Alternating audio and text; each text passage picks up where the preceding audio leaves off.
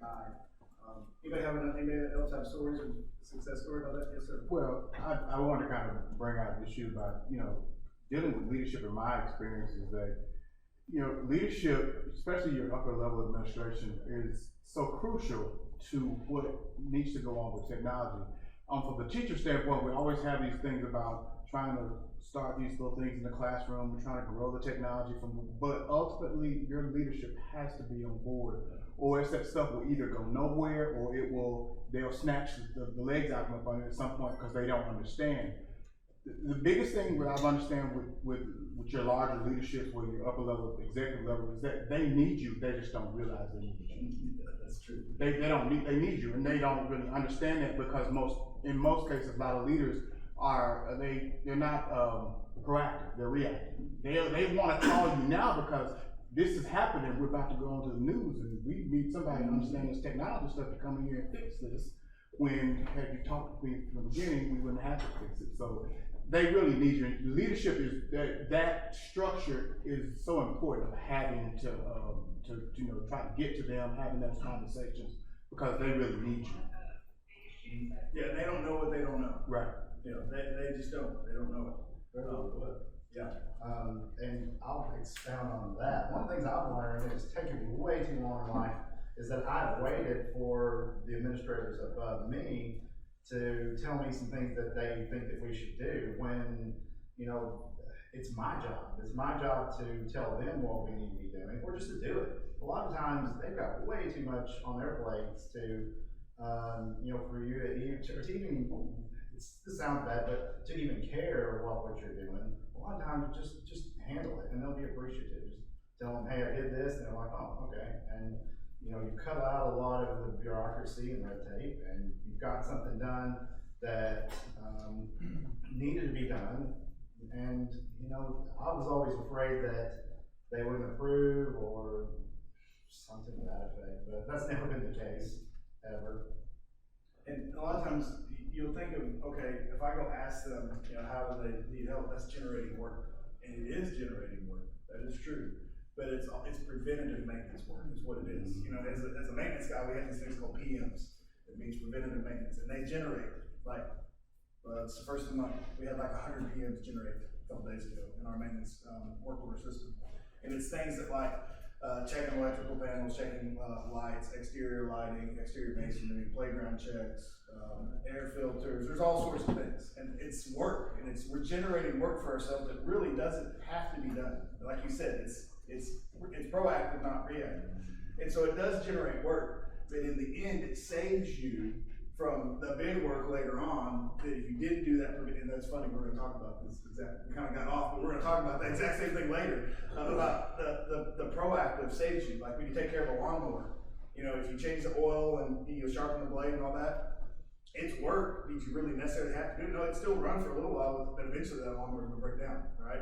It's the same thing here. We generate some work, but it's proactive work. Not only does it build relationships, but it saves you from more work later on. And so yes, don't think of it as I'm generating work for myself. Think of it as I'm saving myself more work in the future. Think of your future self and how much you're saving your future self. I got a good point on that. So I'm in we have an exec team at the school district that has kind of all the leaders in it.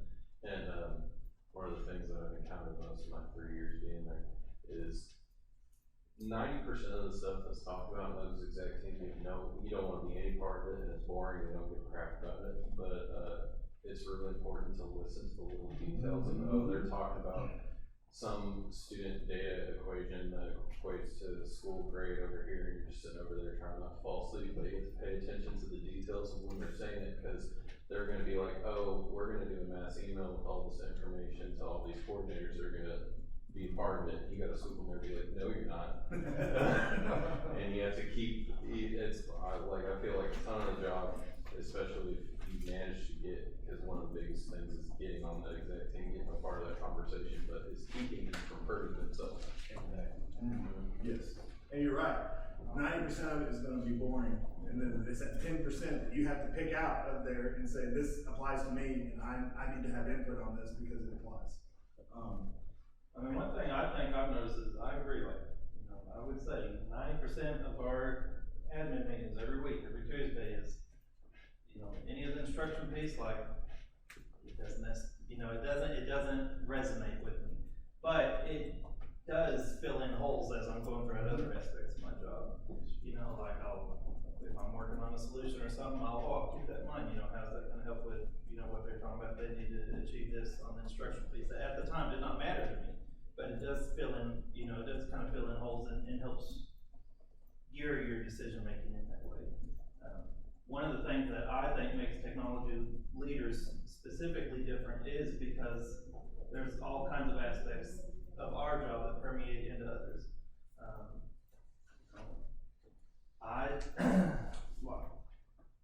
A lot of my job has become a lot of, helping others in their job because it's so much of it involves technology. That's originally how I got over safety. There's tech solutions for that, so that's a natural path. But I do think one of the best things I have ever done is, because I've been working with our child nutrition director or maintenance director, is, if they're short, I'll go help out in the kitchen serving Thanksgiving or whatever. And I don't have the time for it, no, but that does make a difference because when I'm in the grind doing that with them, there's solutions I can see how they can, maximize that efficiently, whether it's through how they're doing their check-in process with the kids coming, Why are we manually typing in all the kids' names when they can just be punching a 4-digit code, it's at the end of their password, so it's just things like that when you're just going through and observing, it's not anything you think of, but when you're actually going through the process with them, that's kind of where you can see those solutions.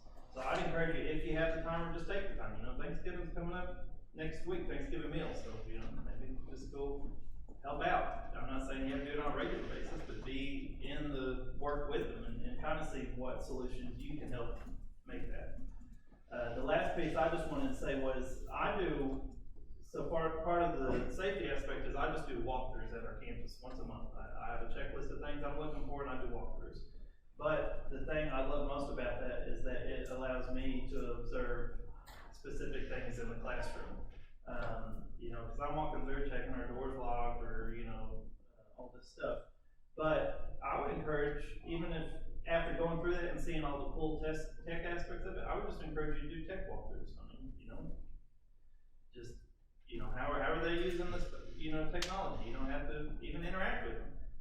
Just last week, I went into the band room at our middle school and was looking at some stuff, and what she was doing was really cool, and I just kind of stood there in the back, but, I just really enjoyed how she was using her technology. She had her smartboard up, and she's got this big metronome up there for teaching band, and she's got some kind of digital pitch pipe that, they're tuning their instruments right there, and they can see it visually, and so I thought that was really cool, and I just sent her an email afterwards saying, hey, that was really an awesome thing. I enjoyed getting to see you use your tech, and that just made her day.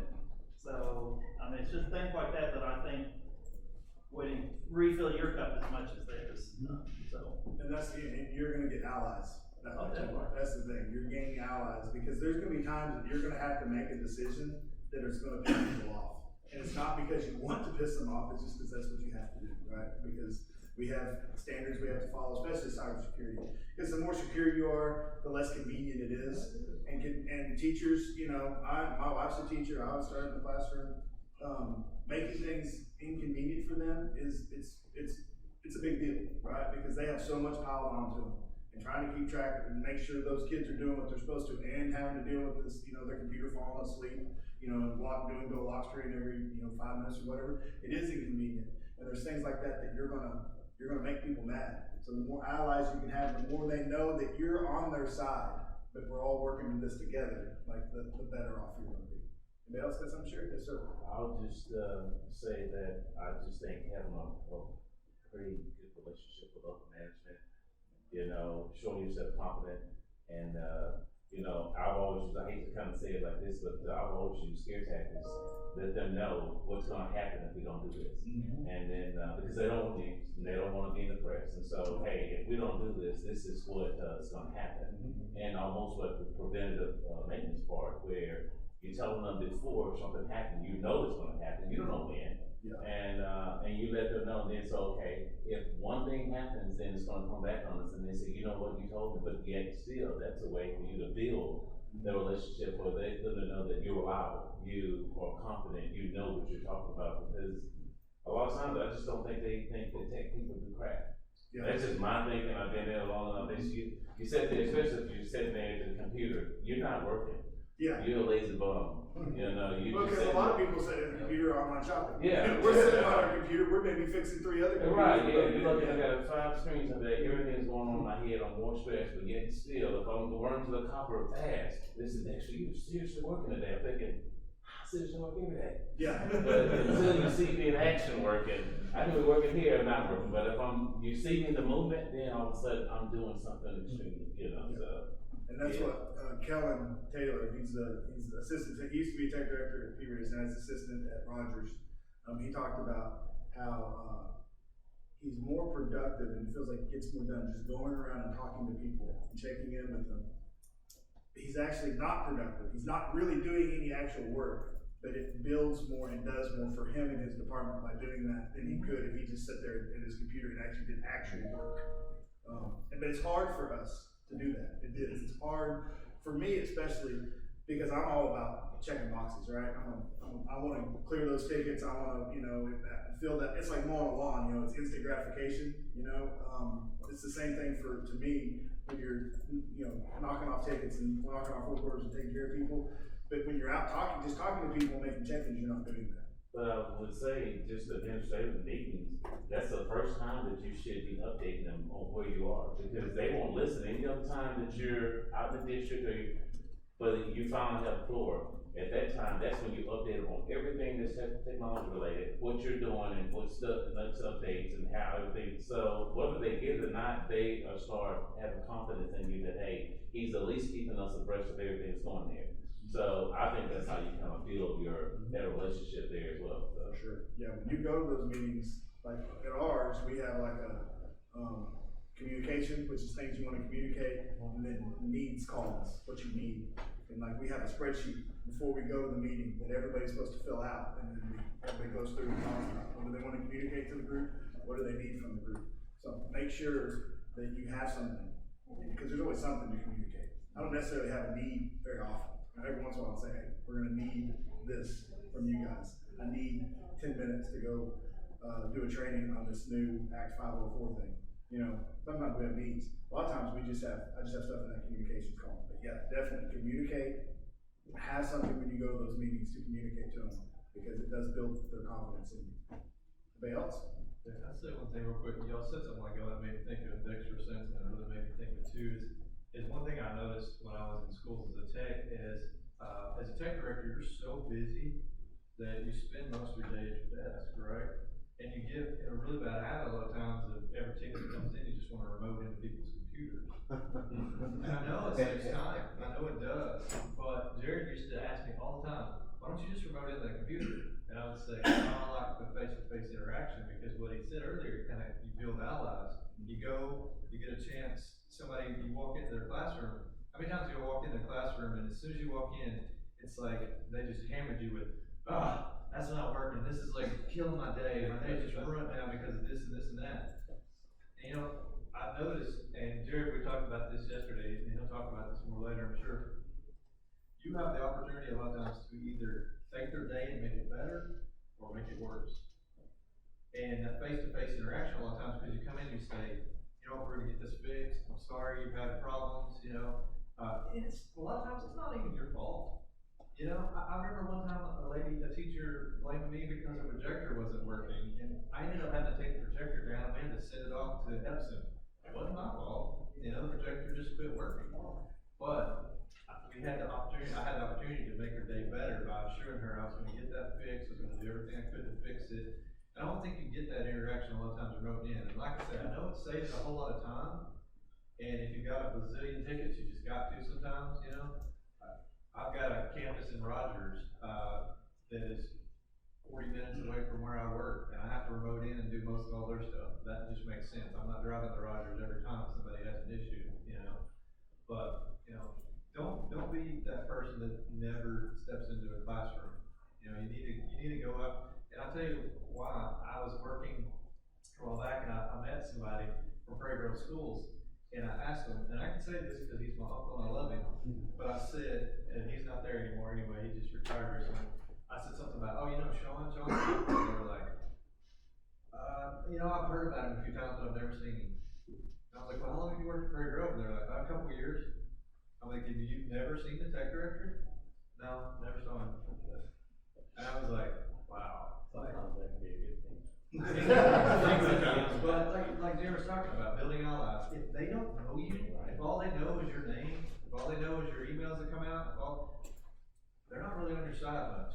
You know, they're just like, oh, tech director, that's the guy always sending emails out grappling about everything, you know, grabbing at me or telling me to do stuff. They're more likely to read your emails if they know you. You know, before you make those allies, it's honestly seems like their default mindset is, well, if it's working, why we paid? And if it's not working, why we paid? Yeah. Once you make those allies, though, it kind of alleviates that mindset that they have towards you, because when teachers get in that headspace of, you know, well, you don't do anything around here, it wears on you. How many people are haven't been in the classroom? Like, how many people in here have taught? Quite a few. Wow, that's a lot. You know, normally you talk to tech directors and it's the operating many come from the classroom. Being in the classroom is not always fun. I mean, it's a lot of work. And those teachers, they have a lot put on. And depending on their leadership, they might have more or less. You know, they might have more or less stress in their life. You know, depending on you know what's coming down from the top. Yeah, we have an opportunity to help them. We have an opportunity to make their day better. And so we need to take advantage of that opportunity and do it with a smile on our face. Be that positive influence.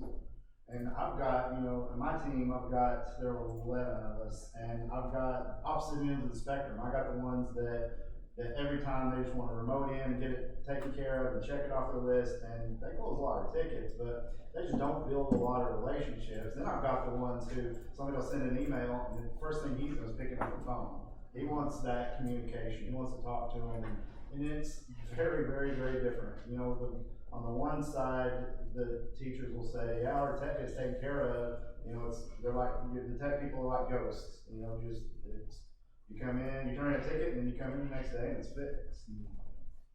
My teachers have a habit of being very, very vague with their tickets. So I'm Yeah. You have to hear them so, work. I've got my elementary school campus over here, I got my high school campus over here. I was like, I want to be walking across the road 16 times because I didn't know what equipment I needed to take with me. Anything else to add to that? Yes, your administrative connections are extremely important. Extremely important because of what we talked about before, about being in on the front end of things and building that trust with them and letting them, you know, bring you in on the front end. But your relationships with your teachers are important too, because that's building allies. And we gotta do both of those things. All right. So leadership is really your ability to put your desires and beliefs into words that other people can understand, be able to communicate those things. Because if people believe what you believe, then they'll work with their blood, sweat, and tears. If they don't believe what you believe, they'll just work for your money, right? You know, and you guys know that. You've seen people, you know people that they're here for a paycheck. They're going to do the bare minimum. They're not going to go above and beyond. They're just here, draw the check, and go home. They show up right when they're supposed to. They leave right when, at the end of the day. You know, they take exactly 30 minutes for lunch. So they're going to take their 2 15-minute breaks throughout the day. You know, like it's clockwork, right? It doesn't matter what they're working on. They're going to stop whatever they're doing and take those breaks. Being judged. But there's nothing wrong with that. But sometimes you got to go above and beyond if you really care, right? If you really care, you got to go above and beyond. And I don't do a good job of taking care of myself. Like I never stop for lunch. I should, because we got to take care of ourselves too. We'll talk about that a little bit more. So on that self-care, like it's important to remember as well. Like I read something the other day that's really stuck with me because I'm a new father, and it's like 20, 30 years from now, the only person that's going to remember you work late is your child. Mm-hmm. So yeah, it's great to be committed to your job, but at the same time, you have to focus on yourself as well. You have to, like you said, take that lunch to care for yourself, or you will start to lose that passion because you've just been beat down because you're not caring for yourself. That's something I do, and I have to do it to the person I took from Joel all the time.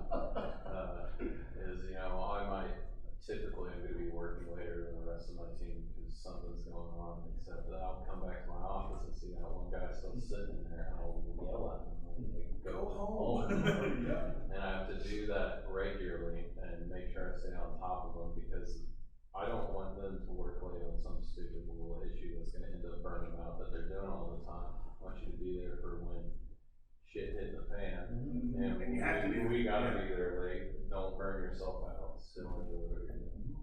You get that first week of school, you know you're gonna work extra hours, first week and a half, like, then we work extra hours in, you know, the end of May or something, you know. Yeah. it's kind of the same November thing. and December is not the time to work. Nope. November and December is the time to. That comes part of the Take a break. prioritization as well. Yes. We're very fortunate in our district, our admin pushes family first. Yes, that is important. Our admin is like that as well. I'm the only tech there. I don't have any help whatsoever, and I actually got in trouble because, my wife has diabetes, and I was up until 5 a.m. at the ER with her one morning.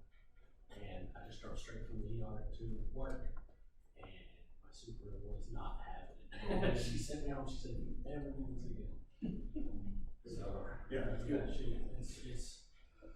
it's easier to be passionate when you have those above you that are also good leaders, because, you know, their leadership takes care of you, you can focus on taking care of your people easier. But that's exactly what we're talking about. You know, you put your blood, sweat, and tears into it because you're passionate about it, because you have that vision, you have that change of score. That's the problems we need to have. We need to have problems with our people where we have to tell them, hey, go home. You know, it's okay. This can wait till tomorrow. It'll still be here tomorrow. That's the kind of people we want. People who are passionate. I would rather deal with that than I would that person who's like, oh, it's 3 o'clock. I'm out. You don't see it. And don't get me wrong, those people get stuff done, and you know you're going to have people like that. But I would rather have somebody who's passionate, who's going to put their whole heart into it. And if I have to tell, hey, that's enough. It's 4 o'clock. Go on. You know. Anybody drive a bus? Anybody else drive a bus? Anybody?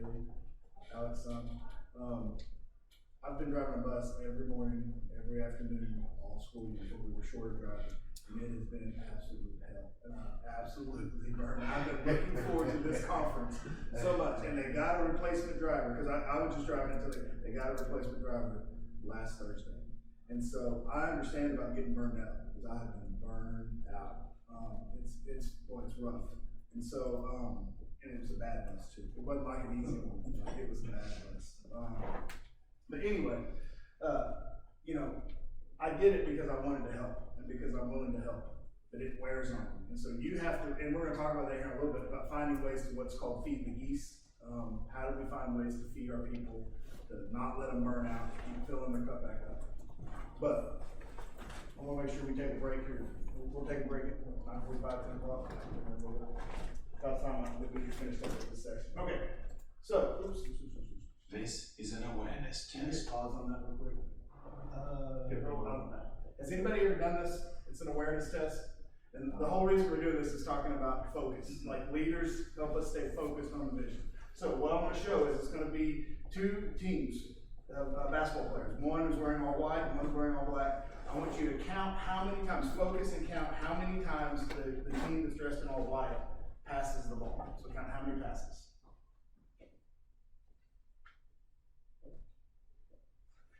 This is an awareness test. How many passes does the team in white make?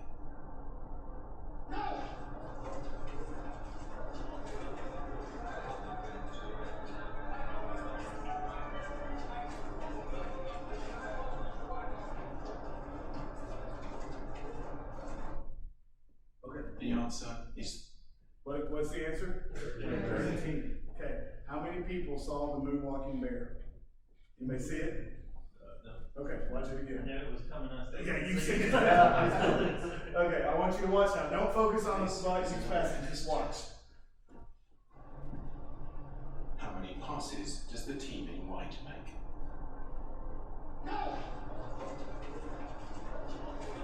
And right there is the moonwalking bear.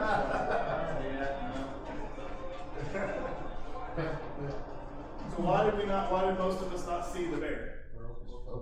We're only focused on the white players, and he's wearing all black, it's harder to see. yeah, we're focusing on the task at hand. So why do I show you that video? Because it's our job as leaders, sometimes we get so focused on the task at hand that we lose sight of the bigger picture. So it's our job as leaders to kind of rise above the fray and keep people focused on that vision and that mission. So managers, and we're gonna talk a little bit about this, there's two types of leaders. There's the how people, and then the why people. So I always think of Steve Jobs and Wozniak, Woz. You know, Steve Jobs was a visionary.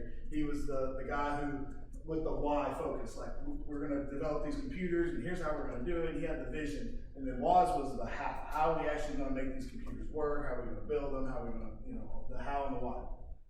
So, as individuals and businesses, we're often so busy cutting through the undergrowth, we don't even realize we're in the wrong jungle.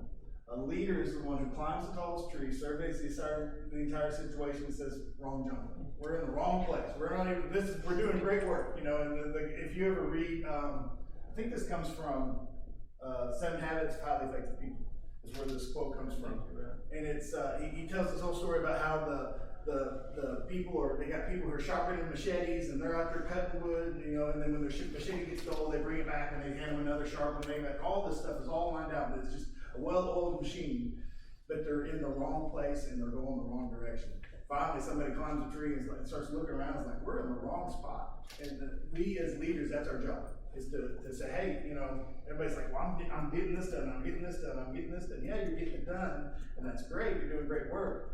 But is this work that you're getting done aimed at our vision and our mission? Because a lot of times we'll get so busy, we'll get so caught up in the weeds that it's not. So that's why you need a how person and a why person. Sometimes you have to be both. As a leader, you have to be both. So there's two different types of leaders. And I changed this slide because my link was wrong. And if you want to take a quiz, you can take this quiz. In fact, why don't we do that? We'll take this quiz. If you got your phone, it's pretty short. I think this one you got to scroll down to the bottom. Let me make sure. I just put this on here this morning. So if it takes you to some weird site, it's because I messed up.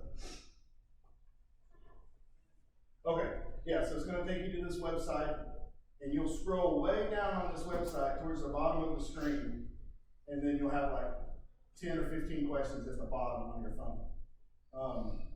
But this is going to talk about whether or not you're a how person or a why person or a how person. The why person is visionary, the how person is basically the integrator is what they call it.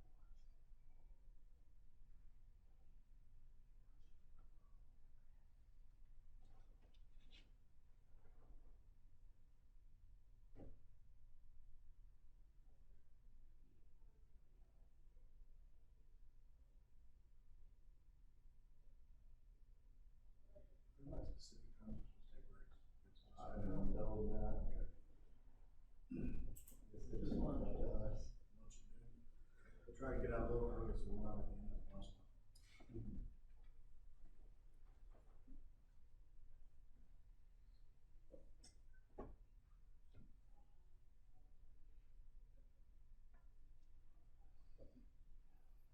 So you should, when you're done, you should get either gonna be, a leaning integrator or strong integrator, or a leaning visionary or a strong visionary.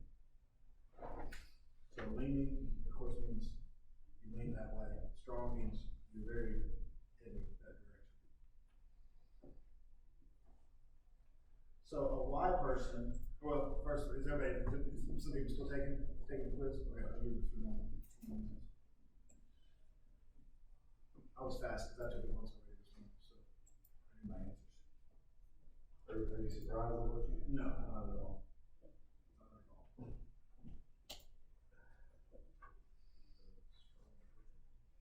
I said most people are going to be, I'm leading. You're leading it.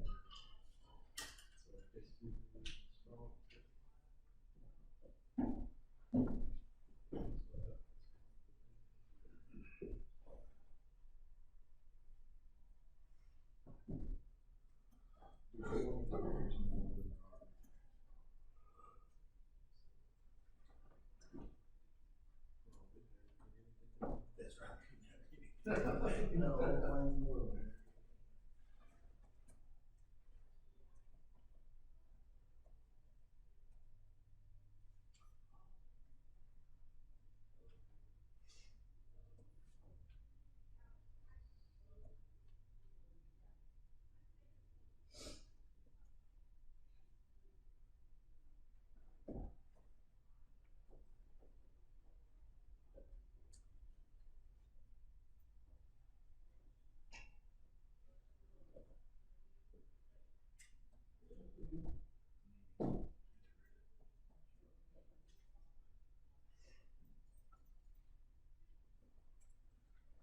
Alright, here's the thing that you can continue taking the quiz but I'm gonna go ahead and just poll. How many people got strong integrator? Okay, leaning integrator? Leaning visionary? One. Strong visionary? Nobody? That's pretty typical. Yeah, that's pretty typical. There's way more integrators, or people, basically people who get stuff done, especially in this industry, than there are visionaries, you know? Because like Jeremy said, if there was a whole bunch of visionaries in the world, we'd never get anything done. Because we would just come up with plans and nobody would make them happen. You know, you gotta have that person who comes up with a plan, who comes up with a why, and who, you know, can kind of keep everybody on track. But then you also have to have the person that makes it happen. If you have a why person without the how person, it's never gonna get done. A lot of times we have to be somewhat both. And we have to like almost purposely or mindfully say, I'm gonna look at this way. And I'm gonna look at it this way. So I'm gonna look at it from an integrator's point of view. What's the best way to make this happen? But then I also gotta look at it as a visionary's point of view. Why are we doing this? Sorry. It's not raising hand button. I'll check mine. No, it's just a drill. Why are we doing this? Is there a reason? Are we doing this for the right reasons? Is this even what we're supposed to be doing? So you gotta like purposely make yourself look at it from those ways. If you wanted a more thorough test, this one has like 70 questions. If you wanted, you probably got a pretty good idea from that quiz you just took. You want that before I click off? So, yeah, it's a more extensive quiz.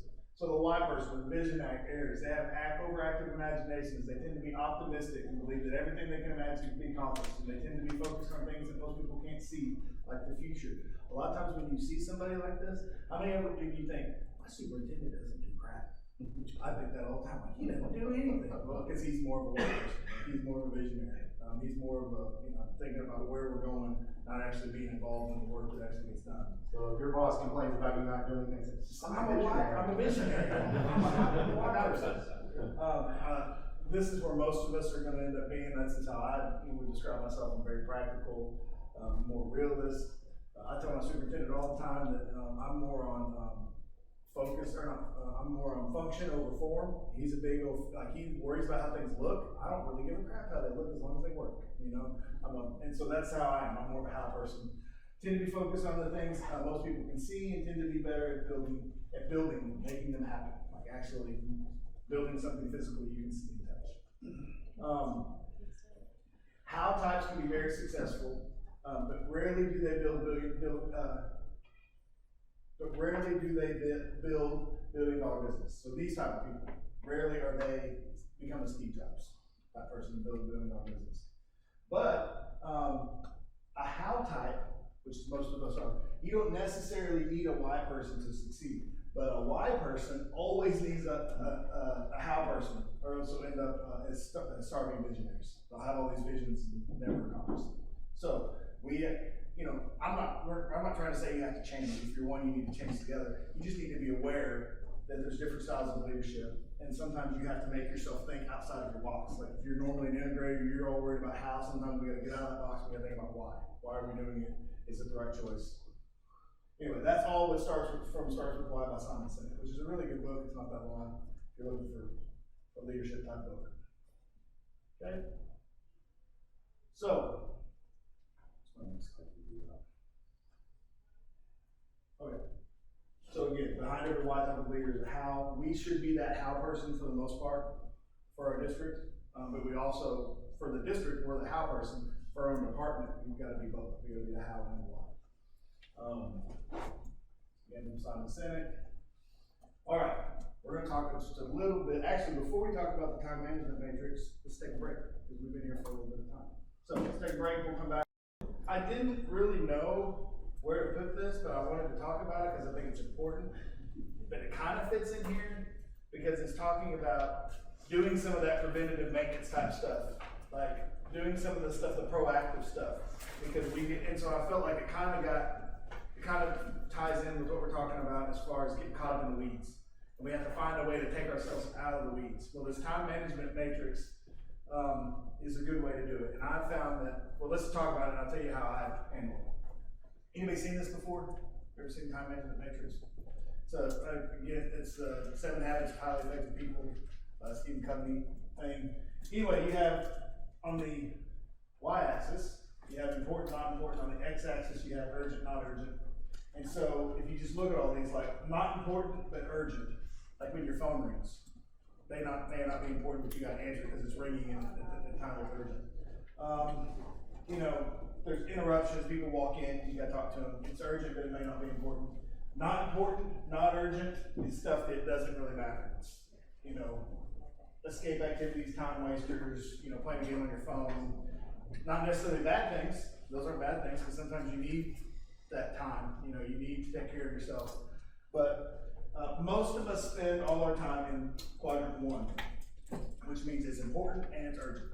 It's important, we have to get it done, it affects a lot of people, and it's urgent, meaning we have to get it done quickly. So it's like crises, emergencies, putting out fires, basically, is what quadrant 1 is. Most of us spend, Bailey Cotton, all of our time in quadrant 1, right? Bailey gets to work at 5 in the morning because he says that once everybody else shows up, that's all he does is put out fires. But he's right, okay? I don't like when he gets at 5 in the morning. What we've got to do is we've got to take ourselves out of quadrant 1 every once in a while. I'm not saying we can live in quadrant 2. That's a dream world. You can't do that. But you got to take yourself out of quadrant 1 and put yourself in quadrant 2, which means it's important, but it's not urgent. Because if not, things that are over here that are important, it just keeps filling into quadrant 1, and you get busier and busier and busier because you're not doing that proactive planning. But it's preventative planning, preparations, values clarifications, capability improvements. They call that the PPC balance. We'll talk about that later, I think. We're talking about that. I can't remember if it's in this presentation. Relationship building, we talked about that earlier. True recreation, relaxation, like really feeding yourself, like pouring back into your own cup. Sitting on a beach with the margarita for a couple days and reading a book. Those are not urgent, but it's important you do that every once in a while. Take care of yourself. So, how do we do that? You may have suggestions. How do you put yourself in this frame and do these things? How do you force yourself to do it? For me, it's putting it on the calendar. I live by my calendar. Okay, were you gonna say the same thing? Well, no, I was gonna say what I specifically did with my exec team is I actually pulled up something super similar to this, but a lot of, what I feel like a lot of us deal with is what gets put into that urgent isn't necessarily urgent, it's made urgent by people who don't know any better. And I had a whole talk with our exec team, and then I later did it with building leaders about what actually is urgent, what isn't. We ended an explanation of, we wanna be a proactive district, not a reactive district. If all we do is react, then you're gonna get half-baked solution after half-baked solution. And so I actually had that with all building administrators and our executive team, and that drastically helped from my printer won't work, let me call the director of technology to, okay, I'm gonna actually put it into it, and I'm gonna calm down and wait when things will actually get handled instead of going immediately to everything I have as an emergency. Did you have like a presentation you did with them? How'd you do it? I had a presentation that had like one of these, and then I kind of listed, common things that you guys act as urgent, like you can't go do, like my printer won't work, or my laptop's not working, and it's like, well, every classroom's got it, and then it's like the alternatives while you wait, it's like, well, every classroom's got a desktop in it, there's network printers everywhere, like, go to these other solutions while you wait, don't make it as an excuse not to do your job, and then we can be proactive and give you the solutions that you actually want. I like that, that's good. I would love for you to share that. I agree, awesome. Yeah, because I think that's good, because I don't know about you guys, but I do an in-service with all our teachers every year at the beginning of the school year. I do it's required, and we're gonna talk about policies later, that I think policy 7.19 or something like that requires that we do a data privacy and security training with anybody who touches PII data every year. And so I do that. I also do a cybersecurity little briefing during that time. And then I do the other thing, but that'd be something great to share with them and say, hey, look, we want to help you, but when you pick up the phone and call us, you've made something that was not urgent. You made something, and then you interrupted what we were doing, and we're gonna fix it no matter what. You calling is actually probably makes it worse on you, because it takes time out of your day to call, it takes time out of our day, and when you call us, you know what we're probably gonna do? We're probably gonna say, hey, put in a work order on that, we'll come get it. So you might as well just start with that. But yeah, I like that. But I agree with Bailey too, as far as, for me, I have to put these things on my calendar. I have to schedule. I live on my Google Calendar. My Google Calendar, my whole month of November is just red. Because I just get so much stuff going. So I have to say, all right, I'm gonna take this part of the day here to do this. I'm gonna go do a walkthrough. I'm gonna go talk to teachers. I'm gonna go do this. I'm gonna go do that. If I don't schedule it, I don't do it. Anybody else have suggestions or things that they do? Well, when my ticket orders are low is usually when I get in quadrant 2, and I still go to my other 2 campuses, and I just kind of meander all day long, and I just meander and go to people. Which is good, you're building those relationships. That's relationship building. That's but the other thing that we try to do is we try to work on what we call projects, which is just like it's that proactive stuff. Our servers, we've got these old servers, we're gonna have to build a new server and move our stuff over, and because the server's getting old and it's working, but we need a new one. Is that urgent? No, because the server's working, it's fine, but I know we need to do it. So that's a quadrant 2 thing, pre-preparation, getting quotes, because you know that you're gonna have to order some Chromebooks in July. Go start getting those quotes and getting the budget and doing all that stuff. And actually I don't know why they put it. We have a calendar that we've made for each month of the year, and things that you need to be thinking about that are quadrant 2 activities. I'll pull it up here in a little bit. But yeah, we have a calendar on our website. It's called the K-12 CTO monthly calendar, and it has those things. And we have 6 times a year, we have a Zoom meeting where we talk about that month and what stuff that we usually have to present. Like we did one back in 1st of October. Yeah, it was the very first week in October we had a Zoom meeting, and we talked about E-rate, because October is when you need to start thinking about your E-rate projects, when you get your 470s in line. So we had Jody Hendricks, used to be my old network admin, she's now retired, but she still does her E-rate, she talked for about 10 minutes. And so we push those out through sysadmin, and we're doing that now. Eventually, we'll send out emails just to our members, but now we're doing for everybody. But I think we have another one in January, like we have one in October, we skip November because we're here. We skip December because it's Christmas. We have one in January, February, I think we skip March, and then like April, May, June. We have 6 a year. And it's 10, 15 minutes of talking about some subject that has to do with that monthly calendar. And then the rest of the time is usually just us going back and forth about something we're dealing with. We spent almost the whole time last time talking about the Google, the change in Google, you know, where they changed like how the access for 18 and under, the app access, and notifying parents, and a few other things that we talked about. We spent probably 20 or 30 minutes talking about, but it's very beneficial, so we'd love to have you guys involved in those. Anyway, I'll share that calendar with you, it's on our website. But that's important that we get in that part, because that's where the white people are. And that's what I was talking about. Sometimes we may not be white people, but we have to figure out how to make time to be that. All right, yeah, how people hang out there. So, talk a little bit, I'm gonna do one more little demonstration, and we're gonna get kind of off of this, you know, leadership and vision is kind of abstract, it's kind of, you know, what's the word? It's abstract, I guess that's the word I'm looking for. It's not, you know, nuts and bolts type stuff. We're gonna get off of this and get to some more nuts and bolts stuff after this. But I want to talk a little bit about involvement and getting people involved in your mission, in your vision, in your department, getting that buy-in, getting those allies. It's important. Involvement not only gets buy-in, but it also includes multiple perspectives, which will result in a more powerful mission statement. So this is actually talking about building a mission statement and getting multiple voices. We talked about that, you know, not just, you know, having ChatGPT write it and throw it on the table. So we're going to do a little demonstration here. Has anybody ever seen this? It's an image demonstration. Anybody ever? Okay, so I'm going to need audience participation. So I'm going to draw our line. I'm going to draw our line right here. Right, the second row of chairs right here. So everybody on this side of the room, you will have your eyes closed for the first image.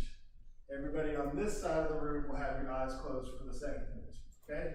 So what I mean is, everybody on this side of the room, close your eyes, don't look at the screen. Okay? Everybody on this side of the room, take a look at that picture. Okay, you got it? Okay? You guys close your eyes now. You guys, this other side, so we're gonna swap. You guys can open your eyes. This first group can open your eyes, this group closed. Okay? You guys look at that picture.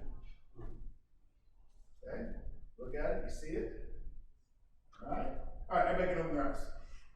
Now, I'm gonna show you a picture, and I want somebody from this side to tell me what they see, and somebody from this side to tell me what they see. Okay? What do we see? What is this picture? A woman looking at what? How old is she? Young. Young woman. Okay? What do you guys see? An old woman. Yeah. So this person, how old would you say? 90s. Yeah, like a hag, right? Yeah. How old do you guys say? Is your woman? 20s or 30s. All right? Why are we seeing different things? Because this is why we're seeing different things.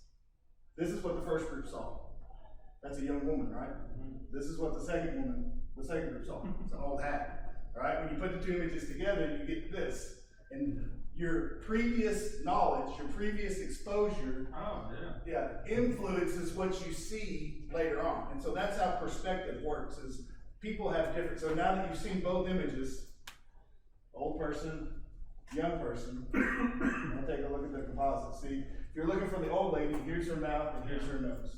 If you're looking for the young lady, she's looking away. That's her nose, that's her eyelid, that's her chin. So now that you've seen both, you can switch back and forth. But I showed you that to just show that like people have different previous experiences in their lives. And because of that, they see things differently.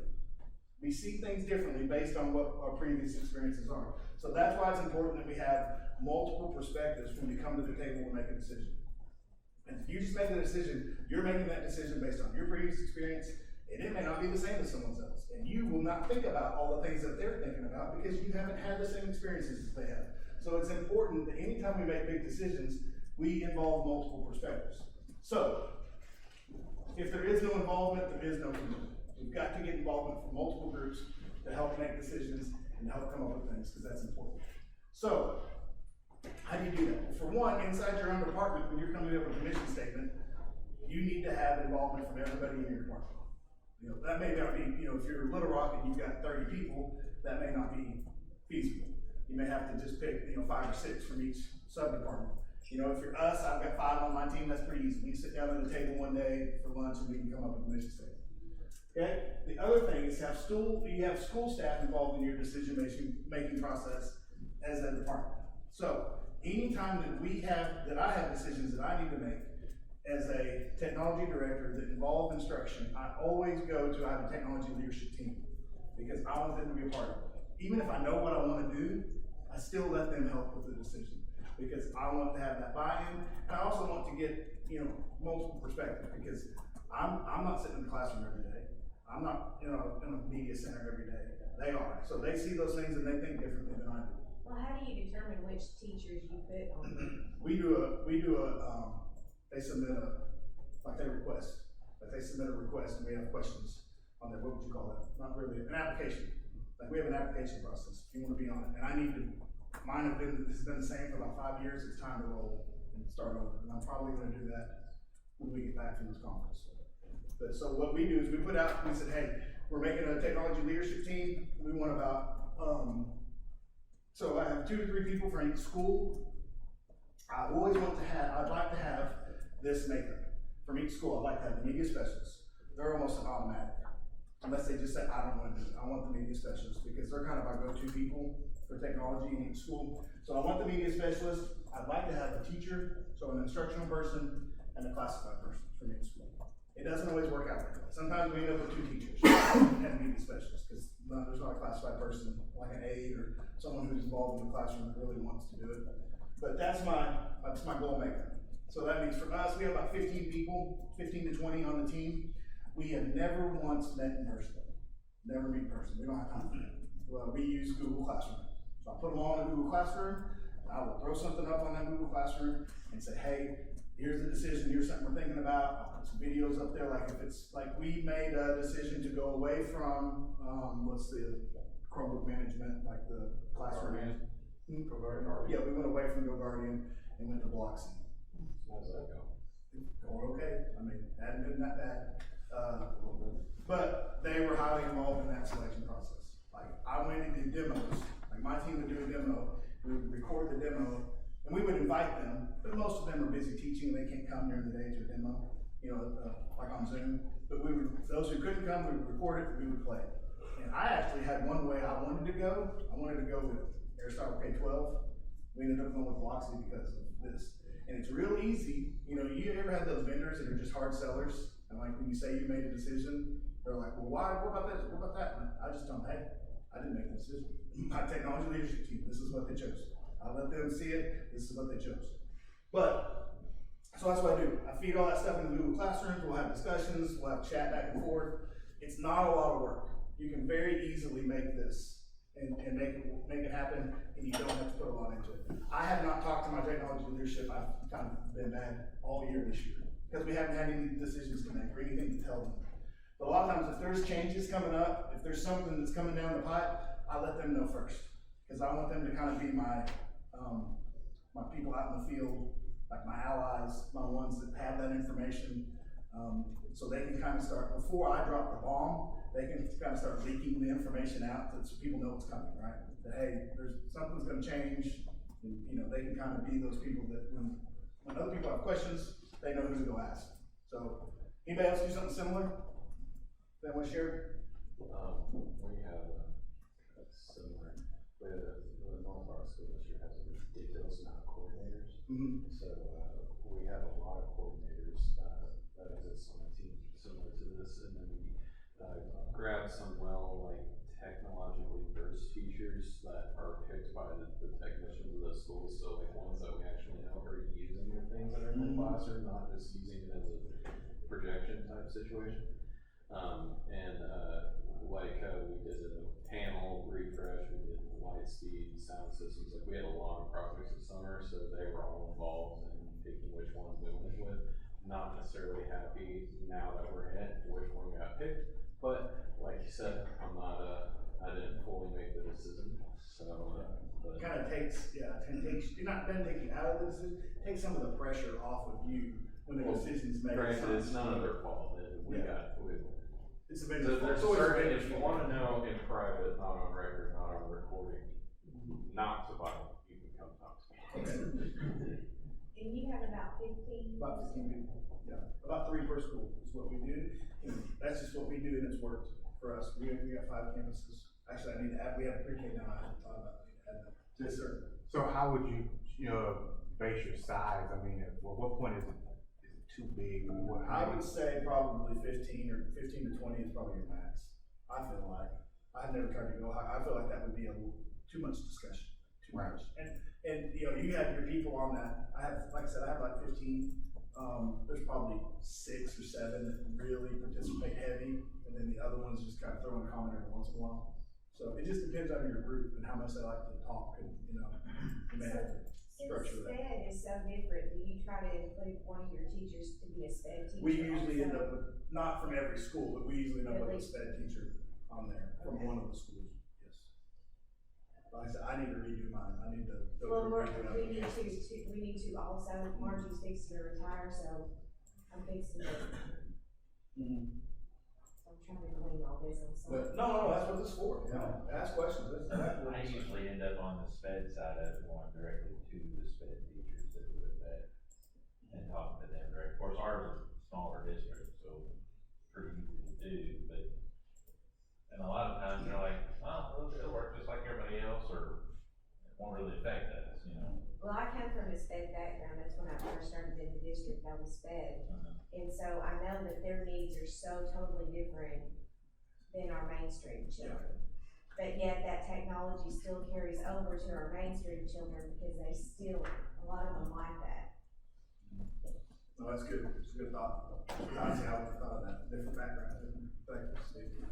We end up with a SPED person, I didn't do that on purpose, it just happened. But yeah, now that you say that, I need to make sure that happens.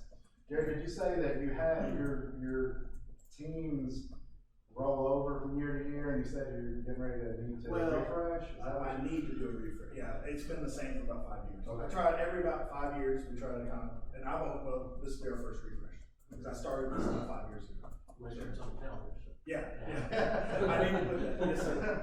How did you start from the beginning? Like, We sent out a Google form. I sent out an email with a Google form and said, hey, we're starting a technology leadership team. Here's what's going to be involved. We'll be in a Google Classroom. We will ask you to help me in on our decision-making process and to be like a frontline person in the field, like for people to come to when they have questions or they need help.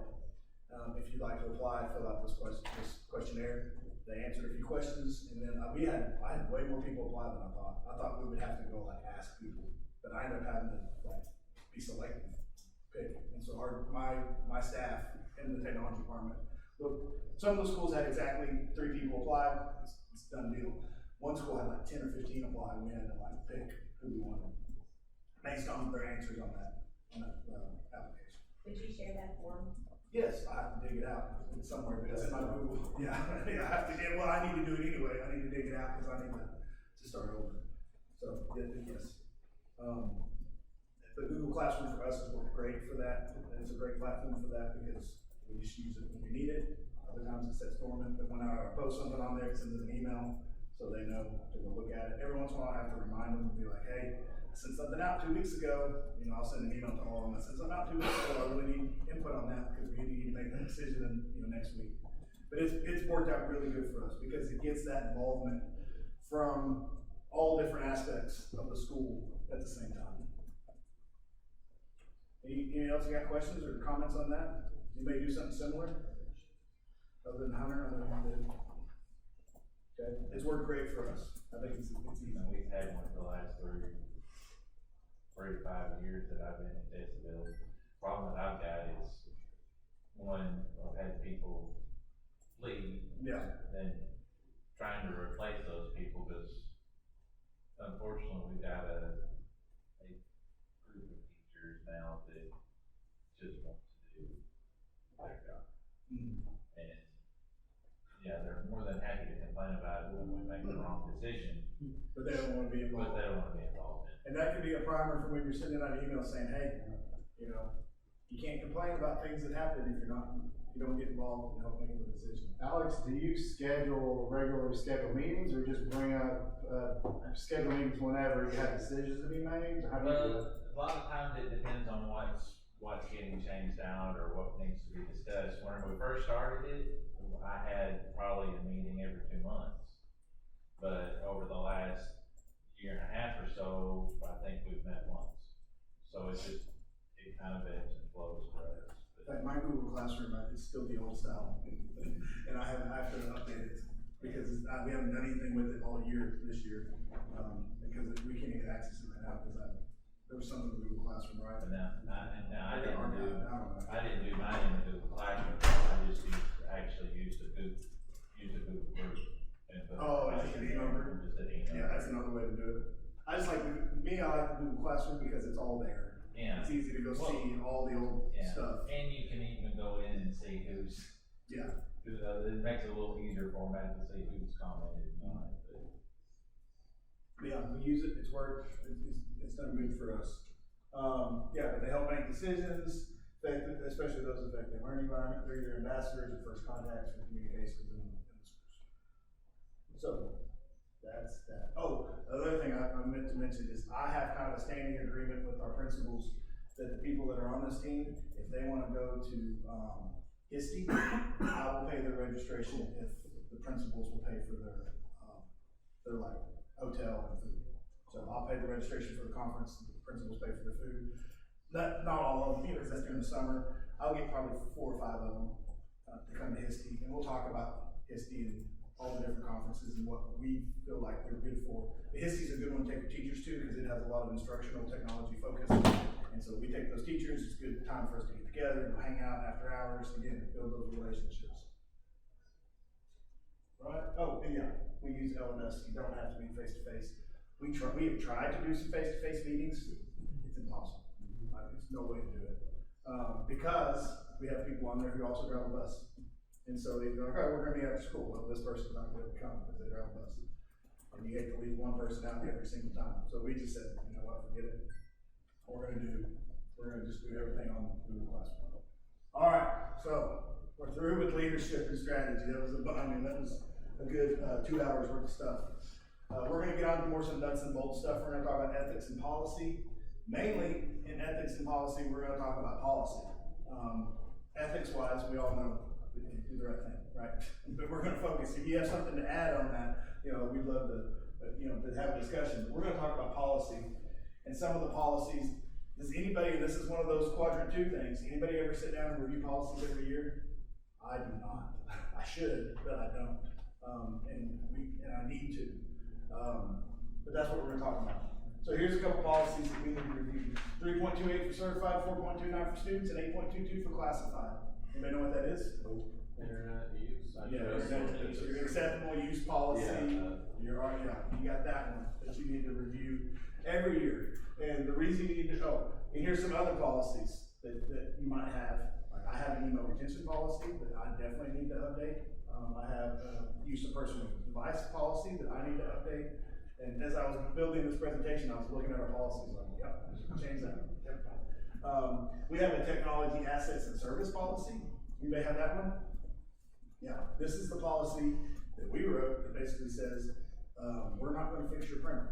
That we have network printers, and if you have a printer in your classroom, it's not our responsibility to fix it. So you can write that in the policy. And so when teachers will be like, well, I bought this printer from home that, my parents gave me when I was in college 20 years ago, I'd like you to come fix it. We're like, no, sorry, that's against our policy. We only provide network copiers.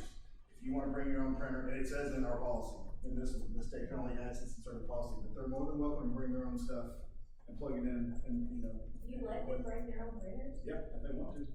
They do. It's not a network printer, no. I'm not gonna hook you to the network. Yeah, no. But if they I'm want to still- bring a printer and hook a USB into their computer, yeah, but I'm not gonna buy ink for it. I'm not gonna buy paper for it, and I'm not gonna fix it. How do you make sure they turn off their wireless here? How do you make sure that they turn the wireless off? I don't. They just don't have the password to connect them, right? They don't have the password to connect, Say, I don't care if my first teachers bring one, but at most, I'll put my credentials in, put it in the driver if needed, but we don't have a policy that states that. Like, was this a proactive or reactive policy? Cause like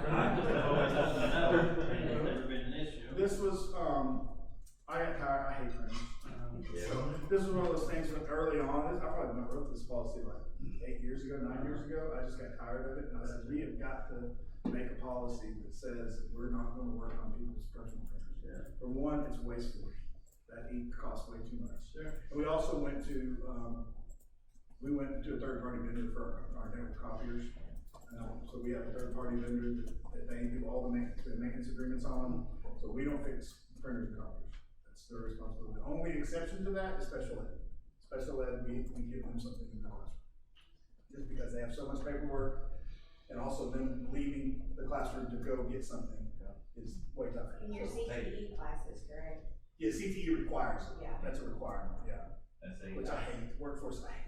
Sure. But here for workforce, I'm sorry. And all of my copiers and printers, even the ones in the bedrooms, are on third party. A maintenance agreement? Yeah. Yeah, Well, we run that way too. We did a lease thing with it, Yeah, so we we don't do. even.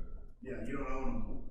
We've gone that way as well, as our old copiers and stuff, or not copiers, but little multifunction machines that we had in my bedrooms, as they died, we've replaced them with something off the lease. All of our copiers at secondary, or throughout our district are that way as well, Yeah. but in our secondary, it's up to the campus whether or not they want to put printers in the room, and then they're on that same vendor's lease, for those as well, so they get to make that decision. And they pay for it out of instructional money? Out of their budget, yeah. But does your vendor, they don't do driver installs or anything for your No. printers? So No, we you use still the have to thing- do that. We use a thing called, what's it called? Printer Cloud.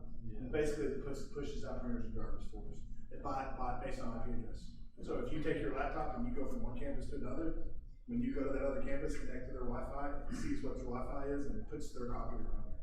We do paper cut, so we can print it, Yeah. you know, just that one queue and get it from any copy, but it doesn't work, we're not set up to use it for the in-classroom printers. You know, so it'll track them, but there's a lot of that. I was just gonna give a warning about, we have a contract too for our copiers, but I inherited this and we're just kind of getting out of it. It's a predatory contract that's based off of, numbers of copies that resets every single time they have to replace a broken printer, and adds like another $500,000 copies. So now we have 15-year-old printers that we're trying to get out of, and I inherited this in the list, but read your contracts with these printer companies, cause we got stuck in a real shady one, and I don't want any of you to deal with 15-year-old printers, cause if you think you hate printers, just wait till you're doing 15-year-old ones. We just refreshed ours a couple of years ago, we had some super old ones on that old contract, and yeah, I was so happy.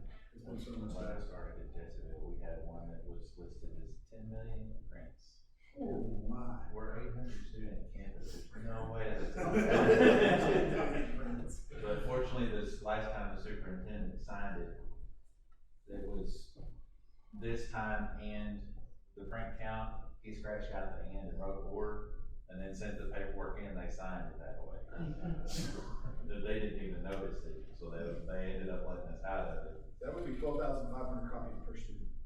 I had to do that math. There's many times they printed out a ream of something and then forgotten. Yeah, Yeah. and that's something that, like, we don't use paper cut, we have a thing called, multi-station print, that they have to go, they use their fob to release the print job, because we were tired of going in there and they have a box of stuff that people have printed out and forgot about it.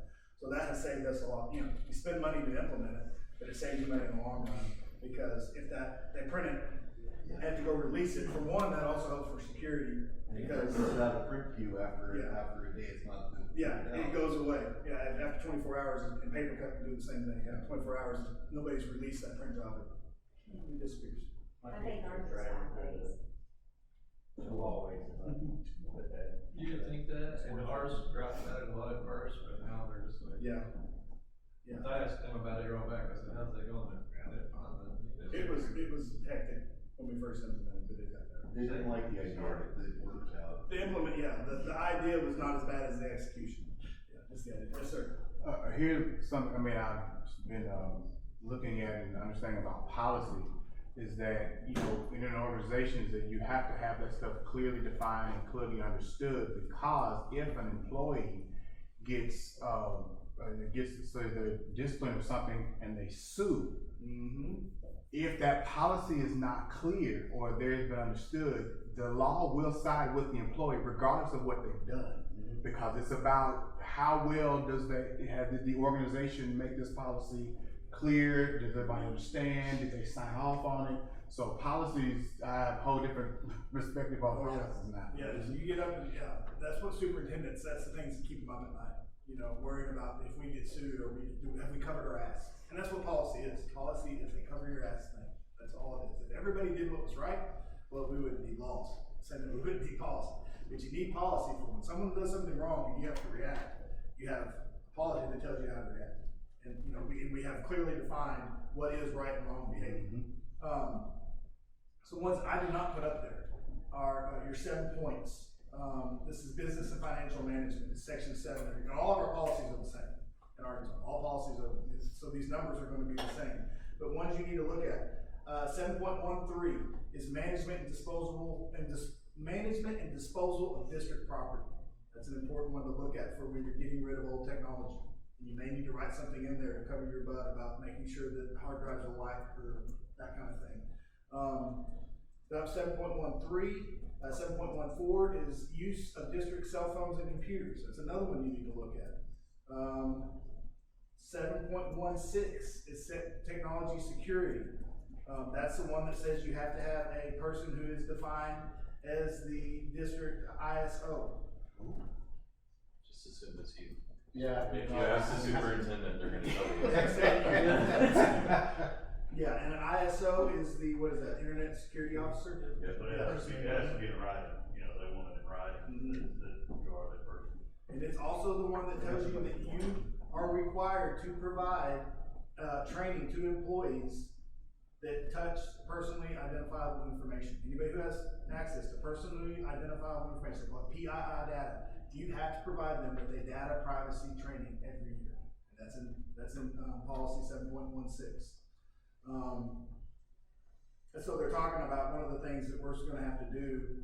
I was on a meeting with the group that's planning for this, the new act that's coming out with cybersecurity. You know, the new cybersecurity insurance stuff that's coming out. At first they said that, you know, it's voluntary if you want to buy into it. Now they're not saying everybody's going to buy into it. You guys know that? Like, you don't have choice. You're buying into it. One of the requirements is that you're going to have cybersecurity training for all your people every year. Yeah. It's the 50, I can't remember what act it is. 506. Yeah, I don't know. We're having there's a 510. session. 510, yes. We're having a session on Thursday that's talking about all the new laws. We'll talk about tax exemption law, cybersecurity law. We got Jeff Killingsworth from the from ADE. Yeah, so we're from the state. He's from the state. He's going to come and be a part of that. So we enjoy and invite you to come to that. But anyway, you should already be doing something similar to that because you should be having a training about data privacy. And to me, it makes sense when you're talking about data privacy, talk about cybersecurity at the same time. So that's not a big deal if you're already doing what you're supposed to be doing. Any other policies anybody can think of? Oh, technology resource policy, that's a new one. Anybody know about that one? That's Act 504. That basically is saying that don't bother or lobby politicians with school stuff. Because I guess when Learns came out, they had all these emails from all these teachers that were using their school email accounts, and that pissed them off. So they made a law that said you can't do that. So you will have, if you don't have it already, we voted on ours last month. We have a new technology resource policy. It requires you to give training, so. And we have to get, you have to get training. So that's one of my things that I'm gonna have to do when we get back, is go around to all the schools and give training. And you have to have politicians alone. Yeah. You have to have defined disciplinary actions for all the new ones too. I mean, probably a lot of you all use Beckett, so I just sent that away to him. Yeah. Well, and then also, the Arkansas School Board Association, ASBA. They have model policies. Most of our policies are based on the Arkansas School Board model policies. So I'm assuming that a lot of that stuff they will. They said they were gonna give us one for 510, but I haven't. Yes, and we're gonna talk about that in our thing tomorrow too. Or not tomorrow. We're still waiting on the cybersecurity. Yeah, that's the one. That's the one you can talk about. Yeah. So yeah, you're gonna have a new cybersecurity policy as well. So this is the resources policy, they've already given us, there's another one that we're supposed to get later. And if you do state audit, they are asking for that recently followed. Don't do state audit. If you can, and anybody here do private audit? Yes. Yeah, we do, it's the best thing ever. If you can convince your It would be superintendent. amazing if they would pay for it, Yes. but they don't have to pay for state audit. Yeah, if you can convince your superintendent to spend the money, it's so much better. For one, they don't camp out at your district for 3 or 4 months. We bundle it together with big purchases and normally throw it in for free, like we heard in our board one, do all board replacements, SBR review and test audit for free annually, because they had it built into their company, so if you wanna kind of slip that into other projects you're doing. And that's another thing that the cybersecurity insurance is probably gonna require, some sort of pen test every year. Some sort of, and we have, there's multiple ways to get that, pay for it, the state will do it, the DIS will do it for you. Cisco will do it for free. Yes, CISA will do it. We're gonna talk about a lot of that stuff tomorrow, or Thursday, well, tomorrow, because we're talking about security day, we'll talk about it then. We'll also talk about Thursday, and I think there's another one on Friday with Jeff Killingsworth. On Friday too, about particularly 504 and 510. All right, you may know the difference between AUP and an RUP? AUP is acceptable use. You may know what RUP is?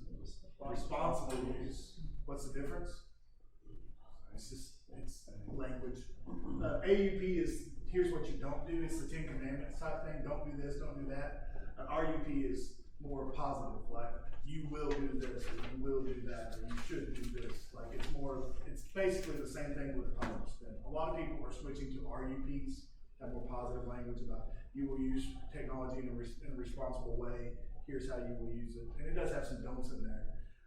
COSN has a guide, but you do need to review those annually. And again, those are the 3.28, 4.29, 8.22.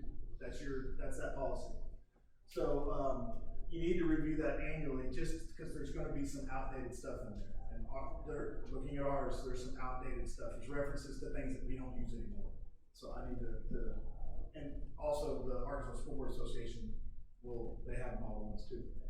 But COSN has a guide, that's what that, little QR code is. It's a very good guide. It's probably about 8 pages long. Like if you wanna write, or an RUP, or you wanna redo yours, or you wanna switch from an AUP to an RUP, then they have a guide that will help you with that. So COSN is very good about that kind of stuff. They provide a lot of resources. And I didn't mention this earlier. So in order to be a member of TELAR, the main thing you have to do is join through AAEA. But your district can also be a member of COSN. And so if you're a member of COSN, you just pay once for your district every year, and it's anybody who is part of your district is a member of COSN, and they can have a login and they get all the resources. They do a lot of stuff about proactive type stuff. They have a Horizon report that comes out every so often that talks about what's coming down the pipeline. Like they were talking about AI a couple of years ago, and then now here we are, boom, we're in the middle of AI. So they're really good about, they have a lot of white papers they put out. Their big thing that they do for us, COSN-wise, is these resources and that kind of stuff, but the whole CETL certification is their big selling point. TELAR will pay for your CETL certification. If you pass the test, we will reimburse you for your CETL certification. That's assuming your school district didn't pay for it. If you had to pay for it out of pocket, we will pay for it. But we pay the member price. So there's a member price. If you're a member of COSN, it costs $400 something, $500 to take the test. If you're not a member of COSN, it's like $800. We'll reimburse you the $500.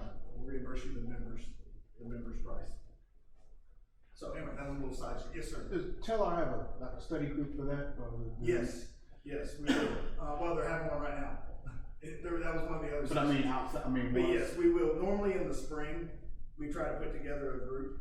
Okay. We'll do like a study group, and we'll get together on Zoom like once a week for like 5 or 6 weeks, and we'll go over. Usually we try to do 2 essential skills per meeting, so that means we can do like 6 weeks because there's 10 of them. But yeah, we did one, right? Yeah, it was good. Only one person took the test. One person took the test. I still haven't. I haven't. We did one last year. Was it last year? Yeah. Yeah, baby was there. Yeah. John Sullivan took the test. He passed it. Yeah. In fact, we got to reimburse him because he paid out of pocket. I haven't told him that yet, so yeah, to see John tell me that We owe them some money. But that's a new thing that we came up with this year's, we've done pretty good financially, we've got some money, we wanna reimburse people to encourage them to take that test. But, alright, that was kind of an offshoot. Any questions about coast intercedal? I should have talked about that at the beginning, but I forgot. Alright, educational, and I promise I'm about to be done talking, Joel's gonna talk some. So, instructional focus, take advantage of the time when you can get teachers together and communicate with them. It's way better than an email that only like half of them are gonna read. So again, take advantage of that time. Yeah, not emails now. Take advantage of the time that you have. That's why we love, and I have a whole process for the beginning of the school year, that what I call Hell Week. I think I'm gonna talk about it. But you need to be at new teacher orientation. It's a must. Like you have to be at new teacher orientation. We're lucky. They give technology like 2 hours to new teacher orientation. Oh, wow. We do too. Yeah, it is so important to get those new people on board and get them pointed in the right direction. So what we normally do is they do all the other stuff at the beginning, from like 8 to like 11, or not 8, I think they started 9. From like 9 to 10 or something, I don't know. They do all the other stuff. You know, they introduce the admin office people, they talk about insurance, they talk about workman's comp, they talk about all that stuff. They give us the 2 hours leading up to lunch. And so we take a lot of time going over policies, talking about how we do things, showing them the ticket system, making sure that they're all signed in, and that they all have everything they need to do, you know, that they can get on the laptop, that they can, you know, we take time to do that. But it's very important to build relationships with those people and make sure that they know, like Harvey was talking about, what's urgent, what's not. You know, how do you get your stuff taken care of? You know, help us help you. You know, put in a ticket. We promise you're not going to sit there for 5 days. We're going to get on as soon as we can. The new teacher orientation is important. And then the beginning of in-service week, that Hell Week, is an important time. It sucks to take the time to go spend an hour or so at every school, but the payoff is big. Yeah, we started going through every school. We'd do a walkthrough and we'd go to the teachers, we'd have a meeting, talk about all this stuff, and then we would say, okay, or you go back to your classrooms now, and if you've got any issue, try your projector, get on there and whatever, try the print. Then we're gonna come to each one of you and we're gonna fix your issue. And we tell them, don't tell us now. Every time there's inevitable, somebody come up, hey, I can't print. We're like, yeah, we're coming to your classroom. We, for some reason, I think it was when we built the new high school, they weren't able to do that 1 year. And our first week of school was insane. It was horrible. I'm telling you, we probably averaged 100 to 125 new tickets every single day for the first week. We worked till 4:30 or 5, almost 6 every day. And we were like, never again. We'll go back and make sure we do this every year. And it made a huge difference. And I was telling another school about that recently, and they were like, ooh, I gotta start doing that. I'm like, yes, you do. Believe me, it'll make your first week of school so much better. I have a whole presentation on our website about summertime and beginning of school, like how to make that happen, because we have learned from experience the best way for us, our Scott School District, the best way to make it happen. But the key is you have to be proactive. Like you have got, as soon as your calendar comes out for next school year, you've got to start talking to principals about when can I come and see your teachers before school starts. I need 2 hours that first week. 2 hours, not 2 hours. I need 2 hours. 2 hours before school starts. And that is your data privacy, security, your cybersecurity training, your just general e-school reminders, you know, like, hey, you know, if you click this button about calculating the total points, what that does, you know, just little reminders like that. But you have to get it scheduled, and it has to be before their open house. Because if not, you're gonna have 100 teachers say, hey, my projector's not working for open house. So you've gotta get in there for open house. But here's how we do it. So our Hell Week, we block out 2 hours of in-service before open house. The first 30 to 45 minutes is housekeeping, training stuff, and then we send them back to their classrooms. Yeah, this is the stuff that we just talked about. No, this is good. Yeah, no, this is exactly what we want to talk about. Hand out new equipment, all that stuff is the first 30, 40, 45 minutes. Then we send them back to their classrooms for the last hour and 15 minutes. A lot of times what we will do is we'll say, hey, principals, you all have like these certain like trainings they have to do where they're watching a video on their computer, you know, they have to do some sort of video training. We'll say, now's a good time to have them do that, and because then when we come into the room, they can hit pause. So we'll send them back to the room, they can knock out 2 in-services at once, basically. They'll go back to the room, they'll be doing their little video training, we'll walk in, they'll hit pause, and we'll say, what do you need? And that's a good face-to-face contact, it gets all of that stuff taken care of, and it probably shuts down about 90% of our tickets. But we go through, and we have a checklist. Our team divides up. Last year, I didn't do a checklist, and I was shooting myself at the end. I was like, because we would be like, her document camera's not working? Why didn't we check that? Well, she forgot that her document camera was in the cabinet, didn't have it out. So we have a checklist. I've made a checklist and I put it on in our folder for next year. That when we go through a classroom, you have to check it off, and then they have to initial it to say that yes, we did all these things. But help with any minor issues that can be fixed right now, and then if it's something that they cannot fix right now, we put a ticket in right then. So okay, we're gonna put your ticket in, and when we're done, we're gonna come back. I'm telling you guys, this has saved us so much time. It's awesome. It sucks, but it's awesome because it's a lot of work to make it happen. But in the end, it's that proactive stuff. All right. Any questions on that? Anybody do something similar? Yeah, do something. Yeah. Our new teachers especially, we get from 8 o'clock in the morning until noon, and we cover everything like this. And that's been like that for a while, but it helps a lot because they get to know us and what our expectations are for them. And then we give them like a checklist, what's in their room, and they're supposed to go back, just like you said. And double check everything. It works out good for us. And on the new teacher side, we usually, before we break for lunch, I say, all right, what questions do you have that don't have to do with technology? You know, I'm doing technology and maintenance when I do this. Like I introduce them to our maintenance crew, we talk about work orders and that kind of stuff. Anyway, but I ask them, what questions do you have about that's not to do with that? And we'll get questions like, we're supposed to go to the PAC tomorrow, where's that? Like, they don't know what that is. Like, there's things they don't know. And so it's a good time to build those relationships, answer questions.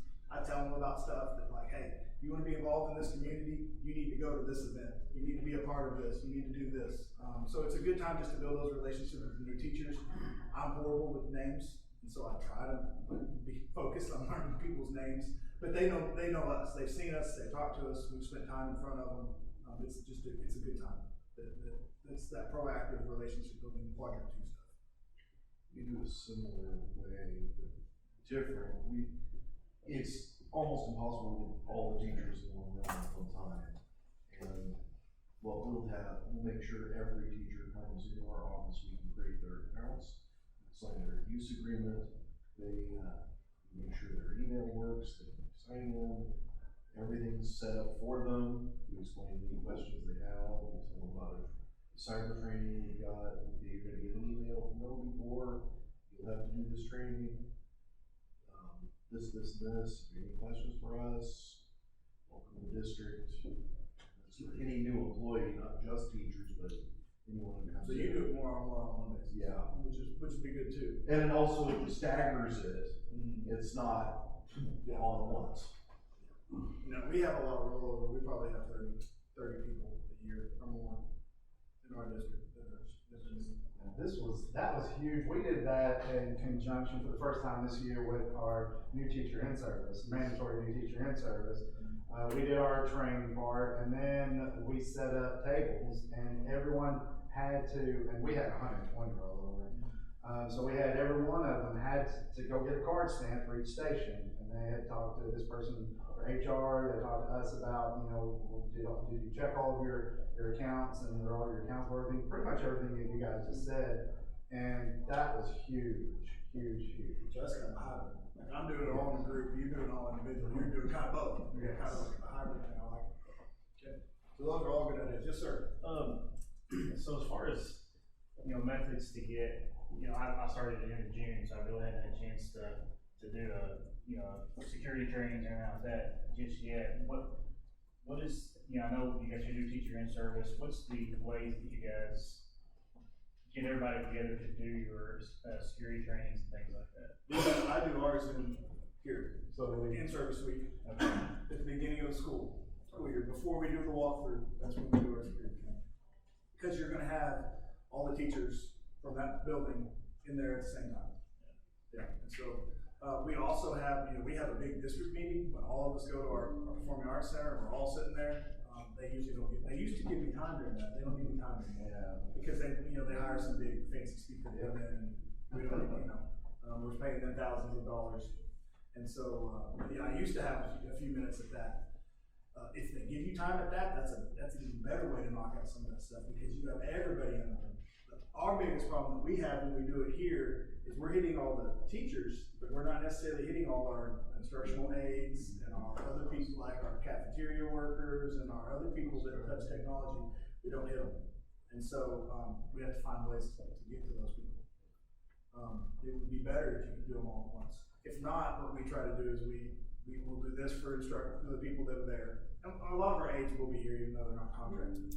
They come, which is not fair. But, we'll go and do training with our, cafeteria, because it's not all of them, it's just the managers, the people who are on the computer systems, the people who do the point of sale that touch the technology, we'll do training with them stuff.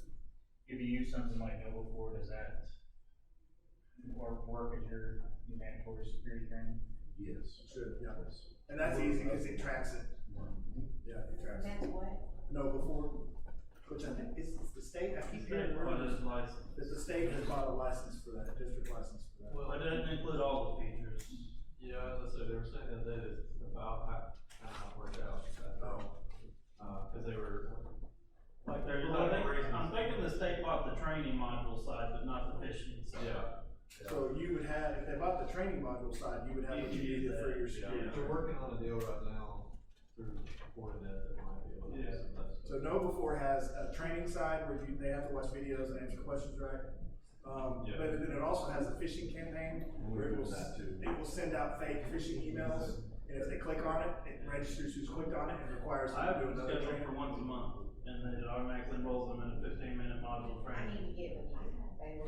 Yeah. You can check And out- You can use your Title II funds for that, out of the federal, for PD. Check out the InfoSec Institute has a similar. They're owned by Cengage, so Cengage is most of our textbooks stuff in the school. But they have a fish sim and a whole training. That's Infogate, is that what you said? InfoSec. Well, here's the thing about InfoSec. There's InfoSec Institute, but they also have the training side for the employees, and they have the phishing sim, but they also have certification prep for IT. So if you want to get your SISM, all those other security, they have the whole training modules and preps for those there as well. InfoSec Institute. It's owned by Seagate. They're owned by Cengage, yeah. Okay. All right. Now I think they might be cheaper than NovaFor. Okay, anybody else have something to add to that? It's good, that's good info, it's good stuff. All right, I'm done talking, Joel, here you go. All right. Do you want this thing? No. Oh, wait, no, I'm Yeah, not, this- sorry. This Do is we want to skip forward to, so we don't have to talk anymore? Yeah, go ahead. Let's see if we can get to my stuff. Come back over that. Oh, here we go. That wasn't too far. Professional development and PLC development. PLC is a professional,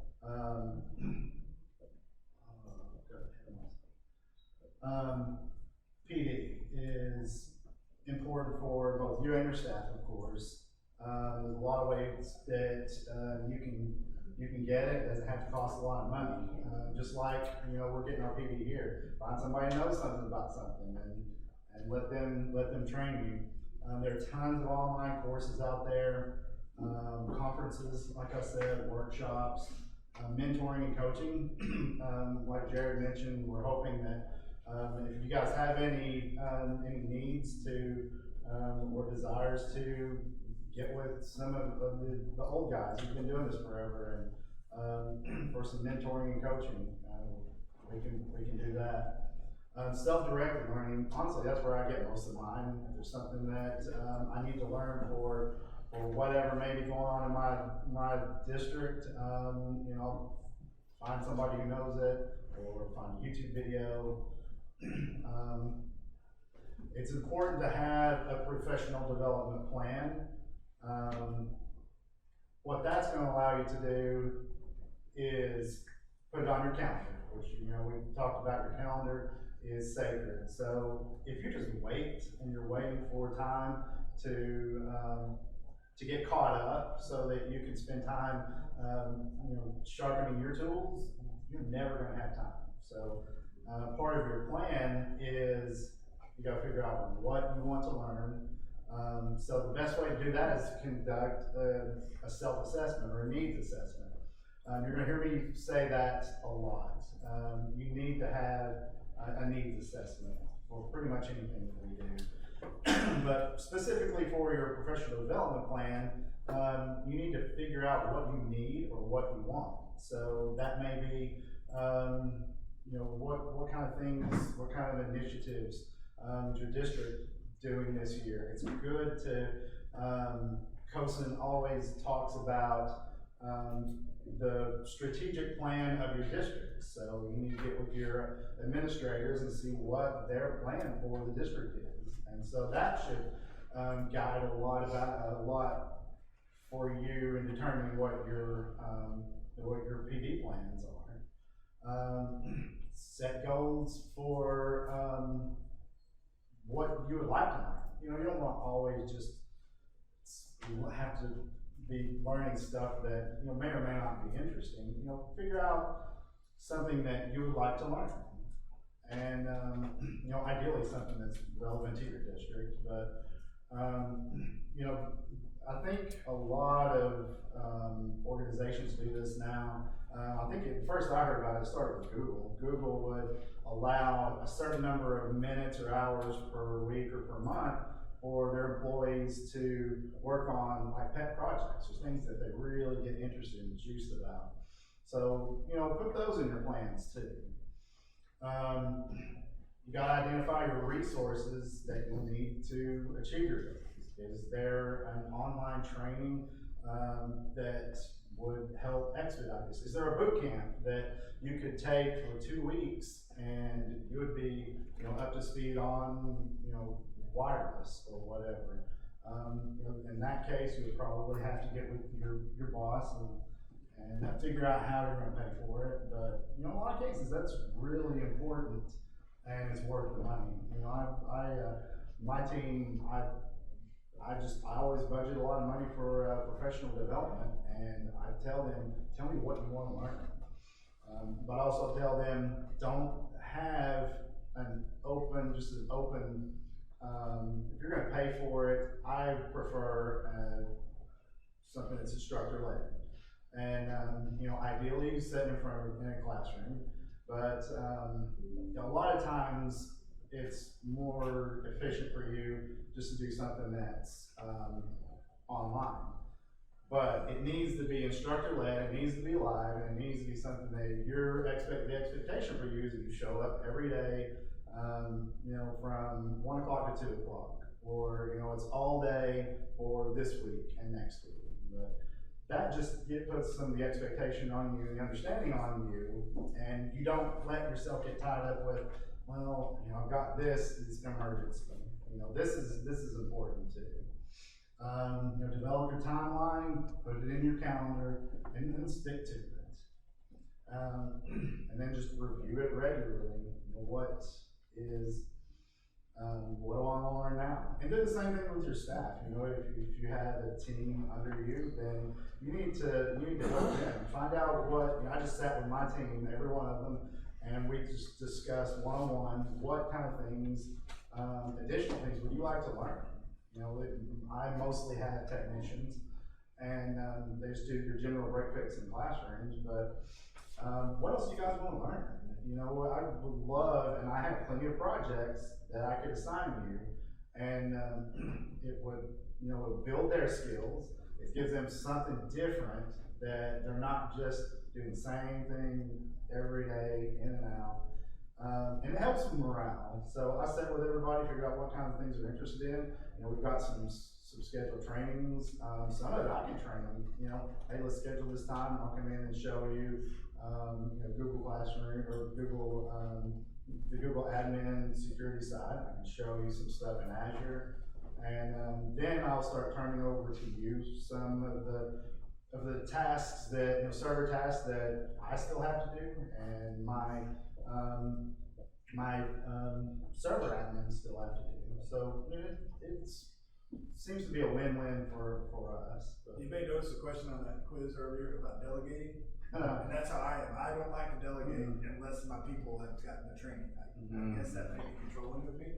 Because I want them to do it a certain way, but at the same time, we are relying on them to make sure that this thing keeps working. So yeah, having the training first and then the delegation is important because, but I think having that forethought that, hey, I'm taking this training so I can take over this responsibility is important. Because if they just go to that training and you haven't told them, hey, I expect after you get this training that this is going to be part of your job, they're like, why am I going with this? So you have to tell them ahead of time, hey, I'm going to send you this, and once you're done with it, I really like for you to kind of take it over. Because then they're going to be more attentive. It applies to them.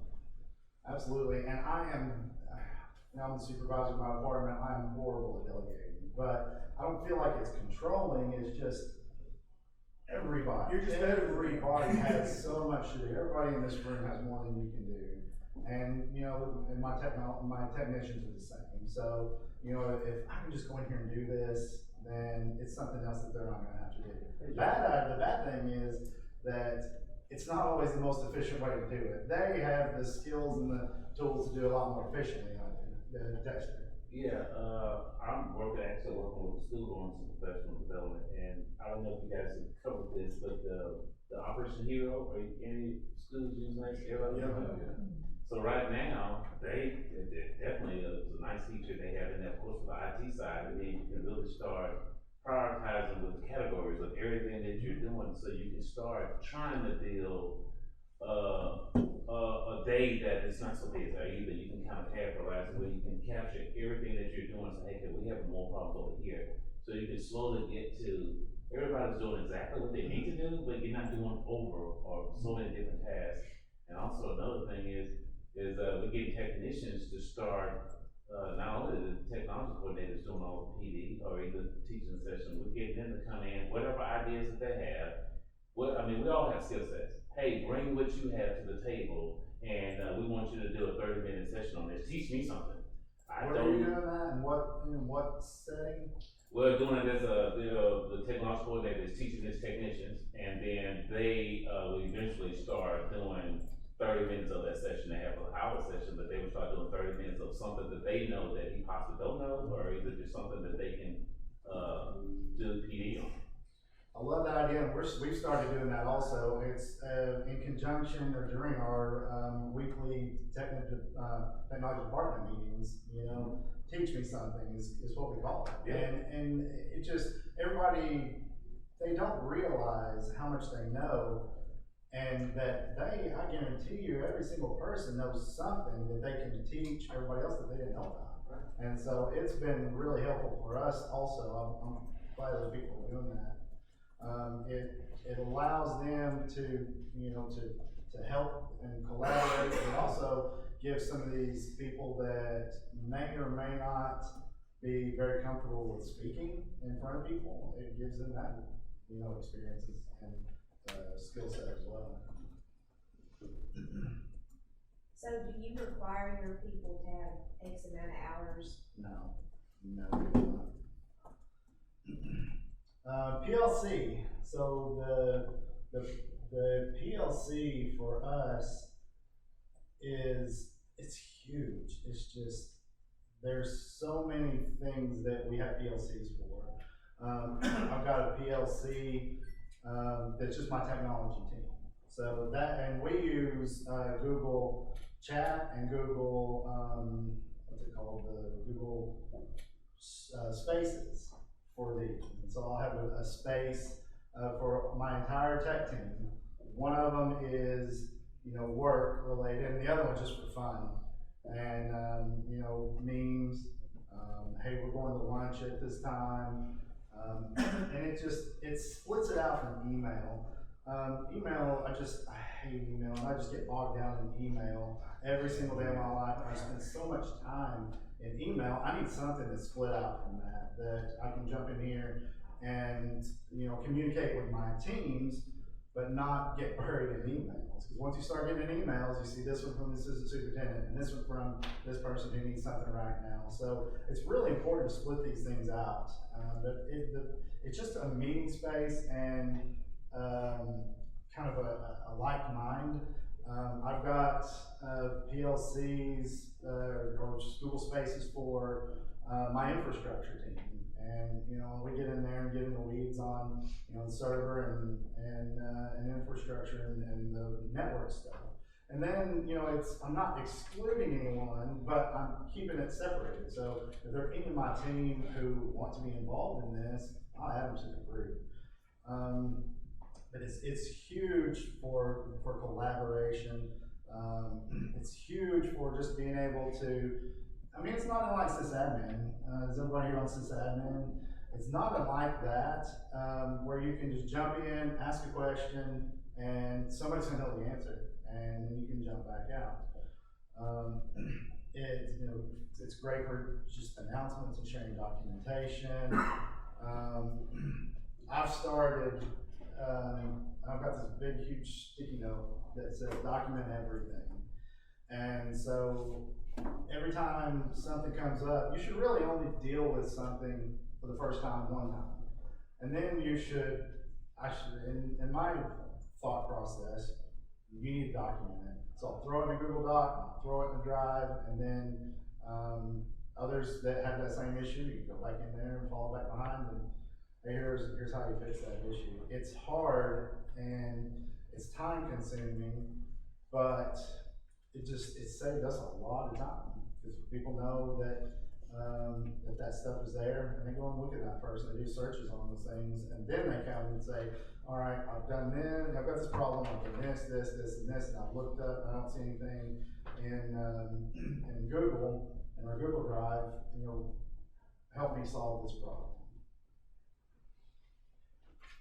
Solving problems together, you know, that's been huge for us. Just, you know, that collaboration piece and this really helps with team building and morale for our team. Staying up to date on the latest trends and technologies. You know, we just talking about like we've done here, like they'll do with the policies, talk about the new policies and see how that affects us. It's just, and we never have time, but I'd rather get too much information than not enough information. And if there's anything that's relevant to my team, then I want to teach them. And I want to share it with them. You know, how to start a professional learning community, just find a space to put it. Ideally not in email. You know, there's, like I said, we use Google Chat just for chat, and then we use the spaces. Can you talk about Google? Is it Google Workspace? Yeah, it's Google Spaces. Yeah, the Spaces is. It kind of took the place of the old chat. Oh, because Google Workspace is like Google, whatever. It used to be called G Suite, now it's called Google Workspace. So it's actually, if you look at your Google email, you'll have mail, chat, spaces, links. Here's what ours look like. You go to chat.google.com. Here on my chats that, you know, got a lot of unread chats here. Oh, you can't see it. Let me drag it over there. Greg Millsap uses that for his automation. Yeah, okay. So we're looking for something for Teller. We used to use Basecamp. Have you ever used Basecamp? Yeah. Basecamp is like a project management, like it's a place. It's kind of like Google Classroom, but it's more for businesses and project management. But we were paying for it. Actually, P. Ridge was paying for it. Now they're not, and so we're trying to find a new place to go. So yeah, here's the top are my individual chats, and then I've got some group chats for multiple people. And then down here in my spaces, I've got CPSD Technology General and CPSD Technology. Somebody changed that. It was work. And you know, the general one is if you just want to have you know, jokes, you know, or memes or. So is it just like a group chat? Yes. Okay. And you can share documents and stuff, and throw those in there. And there's a spot for shared documents. Not even assign tasks and stuff in there. Yes, Yeah, yes, so assign we tasks, could we do know that what for to. Tiller, but would it be a good tasks. place for base camp? Yeah, I think so. Yep.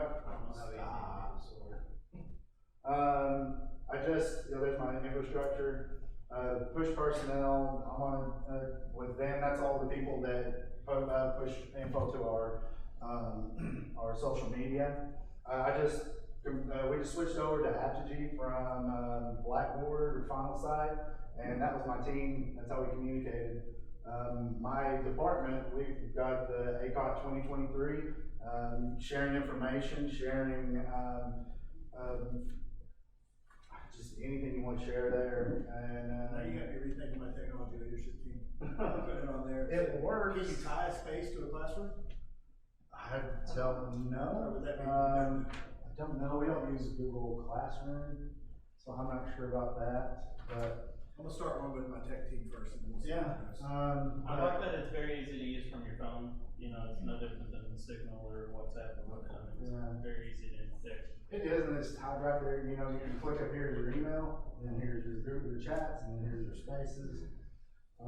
Yeah, the app works great. Anybody use Craig Millsap for your data automation? A few people use, yes, now that you say that, I remember. Yeah. So he has a space that he adds those people to, or he just chats to them, okay. Yeah, he just moved to workspaces, so like, essentially, that's how I give him work orders, like, if there's an issue I And have. if there's an error, it automatically sends it to that space, and everybody gets a notification that, hey, like I got one last night that our Google password sync didn't work. Yeah. Once. Timed out, yeah. Timed out. You get those often? Every once in a while. So this is, Well, it makes me feel better, because I was worried there's something wrong. The Cognos report failed. so, we've used Teams, Microsoft Teams before, if you're a Microsoft shop, works the same way. Yeah. But that has worked really well for us, and, we use it all day, every day. It's simple. Resources for PD and PLC, the custom framework, like, this is what we've been, everything that we're going over today is based on that framework for the K-12 CTO. CELO, we talked about that, this is a big part of that also. CTO Council has a lot of webinars and stuff that are helpful, and just custom webinars and events also. This is fine, I'm done with this one. Okay. Yeah, so, I was just I put all our conferences on here and kind of like what we recommend, like that are good resources. And so the first one is we have a conference in February that is for Telar. So it's mainly for like the people who this class is for. You know, your people who want to be a CTO one day, people who are a CTO right now. It's also good for district administration. It's good for new tech directors. You know, basically what this class was structured for. That's what that whole conference is structured for. It's for people who are part of the decision-making process or want to be part of the decision-making process as far as K-12 technology. So we'll have some superintendents there. We'll have district people there. But it's mainly for the people who are in this room. So that's February. It's technology leadership focused. Next is COSIN. It's in March. It's a national conference. It was where you went? It was in Austin last year. This year it's in Miami. Oh yeah. Well, I went to Nashville the year before last. I wanted to go this year to Austin, but it was during spring break, and we were planning a cruise. My family. I feel like this is just. We were talking earlier about finding time. Spring break is like our family vacation time because it's my wife works in the school. Both my kids go to school. Spring break is the only time that like we can get away and disconnect and nobody's calling me. Because like over Christmas break, being the maintenance guy, we've got crews in doing work that they're not doing, you know, that when kids are out of school. Like we got people, they're waxing, they're doing, I can't get really away and turn my phone off. Same thing goes for summer. Like summer when my kids and wife are off, it's super hard for me to go do stuff with them because we've got so much going during the summer. The spring break is like, that's my week. That's my week. But it's in April this year. It is, okay, good. So that's a large, that's kind of what I would call an optional one. Like if you can afford it, it's a good conference, but it's kind of expensive because you gotta travel. But yeah, it's again, technology leadership focused. HISTE, early to mid-June, usually around like the 12th, 15th. It is it's kind of a mix of instructional and tech staff focus. You know, so you're gonna have some, and when I say instructional, like instructional technology, but you're also gonna have stuff for the people in this room, for your techs. It's kind of a mix. It's a good one to take your technology leadership team to get, you know, teachers and kind of, you know, mingle and mix with your teachers. ISTE is all tech, it is instructional technology focused. Anybody ever been to ISTE? Yeah. Man, it's a good conference. I haven't gone in several years, but it's a good one. Yeah, you can really geek out at that conference. There's a lot of cool stuff. But it's all, and again, that's the one that if you can afford it, go. AAEA summer conference is in late July. That one, the timing on that is horrible. It is absolutely horrible, but it's only 2 days or 3 days? Only 2 days, I think. It's like a Sunday, Monday, Tuesday. But it's one that district and building administration focused, and it's a good opportunity to build relationships with those administrators. And then of course you got ACOT, which you're all at right now, and that's technology staff focused. I use ACOT because my whole staff comes to ACOT because it's the best time of year to get us all there. Now it's, you know, we got stuff going on at school right now, but we just tell them, hey, this is our week, we're going to be gone. You have to deal with it for a week because we're going to come. This is our week. We do our team building. We do, you know, we get together as a team and really focus on that. I don't remember if it's in here, but there's a thing called PPC balance. And so P is production and PC is production capacity. Like the goose and the golden egg, right? Like the goose laid the golden egg and the guy went and got it and he got all excited and he went back the next day, there was another one, went back the next day, you know, and eventually he got tired of waiting for an egg every day, and so he went and killed the goose to get all the eggs out of it. But when he killed the goose, he killed his ability to produce, and there was no eggs inside of it.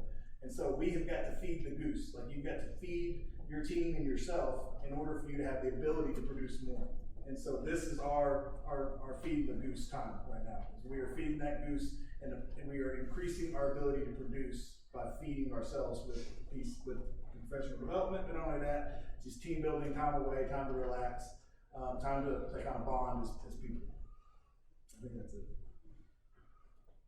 Oh, team building staff. I think that's back to you, isn't it? Yeah, that's back to me. Do you want me to skip forward? Nah, we'll do it. In fact, well, let's go back and we'll talk about the one that we skipped over. And then we'll probably stop for lunch. So, talking about, I think this is it. Instructional focus. Before we skip to a whole new section, let's go back to instructional focus. The biggest problem that we have, and there was quite a few people in here that came from a teaching background, that's not normal, I don't feel like. I feel like most people in K-12 technology leadership roles, or especially tech roles, are not coming from the classroom. So the lack of authentic teaching experience is one of the most difficult challenges for most tech directors, for most people who are in our position. And that's from Mike Daugherty, who wrote Certified Ed Tech Leadership. And that's a weird little, we got something going on with our logo down there on that slide. But anyway, that's a really good book. You can get it on Amazon. It's all about the CETL certification, but it's more, instead of going through it skill by skill and talking about all the different standards, he has like real, kind of like what we're doing here. He has like real, like practical things that he does that help make him a better tech director that are tied to that CETL certification. It's a great book. I would highly encourage you to get it. I think it's like $20 on Amazon. I bought it with school money, and I have it myself at school. Yeah, because it's a good one to have, because it makes me, I read it, and it helped, I learned a lot of things from it. A lot of the stuff that we're talking about in here, we pulled from that book, or I did at least. So how do we overcome that pedagogy problem? How do we overcome the fact that we as tech directors we didn't go to college, don't know how to be teachers, we've never taught before.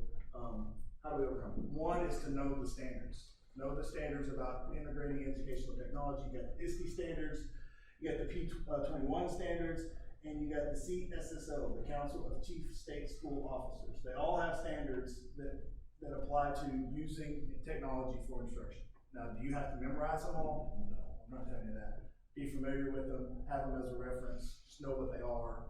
The ISTE standards are probably the ones that I go to the most if I'm, you know, like, what's the, like, the gold standard? When people were talking about, like, we were talking about doing something, well, is that really fit? Is that what everybody's saying is the right thing to do? You can kind of look at the ISTE standards and get an idea.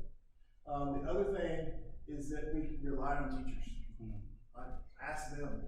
It has to be married to one, doesn't it? Yeah, it does have to be married to one. I hear it whether I want to or not, the problems that they're facing, you know, on a daily basis. But it's good to know, like, here's the problems that they're having, and then, you know, be able to say, well, you know, I think there's a way that we can fix that and make that better. So rely on them, and don't be afraid to ask them for help. If another teacher is having problems with some sort of technology, instructional based wise, and you don't really understand why they're wanting to use it the way they're wanting to use it, first of all, ask them. Like, show me why you want to use it this way, and then if you still don't get it, ask another teacher. Say, hey, this teacher's wanting to do this. Can you explain to me maybe like how that would be beneficial? Ask them. Don't be afraid to ask. Just like they're not afraid to ask you about technology, don't be afraid to ask them about instruction.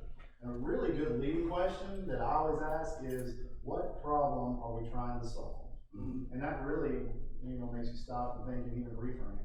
Yeah, because if we don't know like what the problem is, then how are we going to help you fix it? And a lot of times we don't understand what the problems are because we're not in the classroom every day. But yeah, we talked about creating a technology leadership team. Be honest with them about your lack of teaching experience. Ask for input and feedback. Be vulnerable. Yeah. Stay abreast of new tech trends. That's something that Horizon report from COSA can help you know what's coming down the pipe. You know, I warned my people about AI before it actually became a big deal, and you know that was important because they started thinking about it, and started asking questions about it before it all became huge. And that's COSA resources for that. They have those, and then develop a professional learning network or PLC, professional learning. What's the PLC? Professional learning community, professional learning network, same thing. And that's just a group of people that help you. And that, to me, if I'm talking about bridging the pedagogy gap, I'm talking about my technology leadership team. That's my PLC for that. I can go to them and say, hey, what are teachers having problems with? How can we help? What's going on? And they can give us the feedback that we need. The other thing, I don't have it on here, the other thing I would suggest is teach. Like, you're only gonna get better at it if you do it. So don't be afraid to get up in front of somebody. If you feel like you come to one of these conferences and there's nothing there that you're gonna learn, then that means you should be teaching some classes. If there's nothing here that you can benefit from because you know it already, then that means you need to be one of the people up here at the front teaching. Teach an hour breakout session at a conference, at HISTE or at ACOG or something. Put yourself out of your comfort zone and go do it. Let's see. That was it. So, it is 11:30. We have a spreadsheet that we keep track of our repairs on. Spreadsheet. We'll put like play screen or whatever.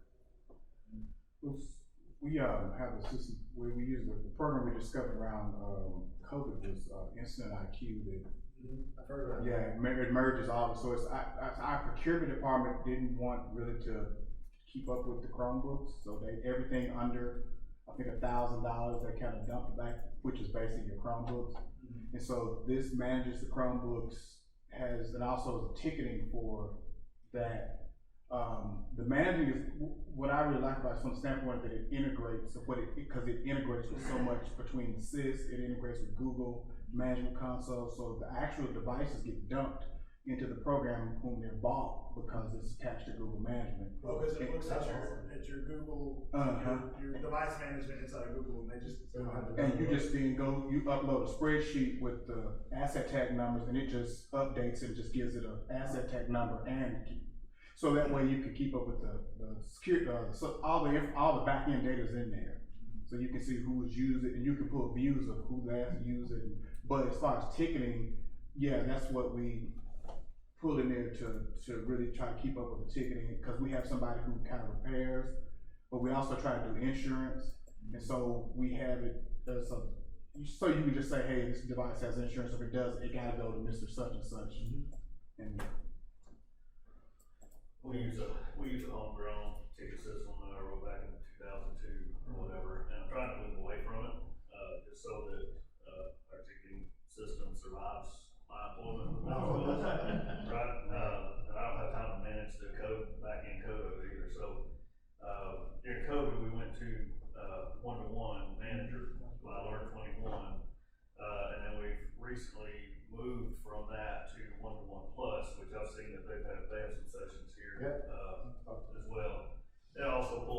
Google admin, it connects up with Jamf and can pull in your MacBooks and iPads and things by serial number. And can track your insurance and fines and fees and also your parts and kind of your inventory of parts and let you know when those are getting low. That's nice. And then, so that you can refresh and order some more. We're not using it to the full extent that it should be, just haven't had time to really dig in, but it's capable of those things. We are using it to track our damages. But we also, we're kind of doing a dual work order system right now, so we have them put in the ticket that, so Chromebook's missing the key, broken screen or whatever, we'll have them take it to the library, one of our techs will assign themselves to the ticket, go grab that, bring it back, work on it, and then return it, so it kind of gets double logged in our original work order system, and then in our 1-1 plus as well. Yeah, last year, we split them out, our Chromebooks, because it was just the volume, and it's disheartening to the techs that, we recently, this year, when we started using Operations Hero, we just threw everything back into Operations Hero. Well, now, we'll look at, like right now, as of this morning, we're looking at somewhere around district-wide about 723 open work orders, and about 600 of those are Chromebooks.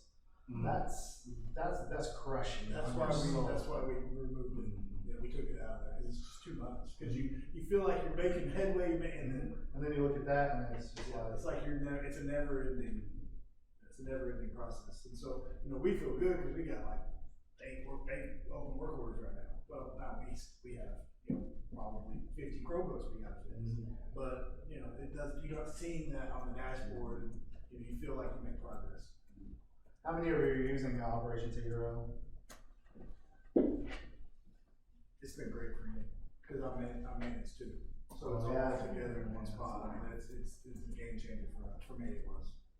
It's easier for our teachers. It is. How is that? So, trying to make the case for better pay for technology because it's just been a revolving door, and we next guy out.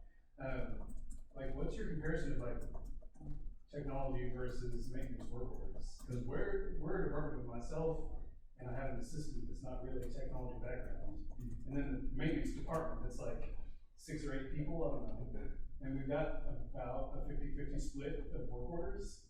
Like, let me hold on, I'll pull it.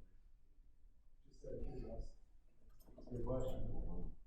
Yeah, we're literally 50% of all work orders. Maintenance is at 15, and we got 50%. I have it's on my superintendent report. In June, I always give a report at our school board meeting, and I say, this year our technology department prepared this many Chromebooks and closed this many tickets, and our maintenance department closed this many tickets and did this many. It's hard to do a comparison, but it's about 50-50. Yeah, I'd say it's about 50-50. The thing that maintenance has that technology doesn't have is preventative maintenance work orders that generate. Yeah, we'll start with preventative maintenance. Yeah, well, we should have. Those are mandated. Like maintenance are mandated by the state. Technology's not, but you can, and that's something you can do with Operations Hero. Talking about getting to that second quadrant and knowing it's put in some scheduled preventative maintenance. Yeah, that's what I'm trying to get to, is build some of those schedules out, or especially stuff that I just didn't know. I've looked at the calendar, the monthly calendar, and it didn't go into a whole lot of detail immediately due to like purchasing. I don't even get to deal with the budget or anything yet. They just handle all that stuff and then tell me whether or not I'm gonna have what I want.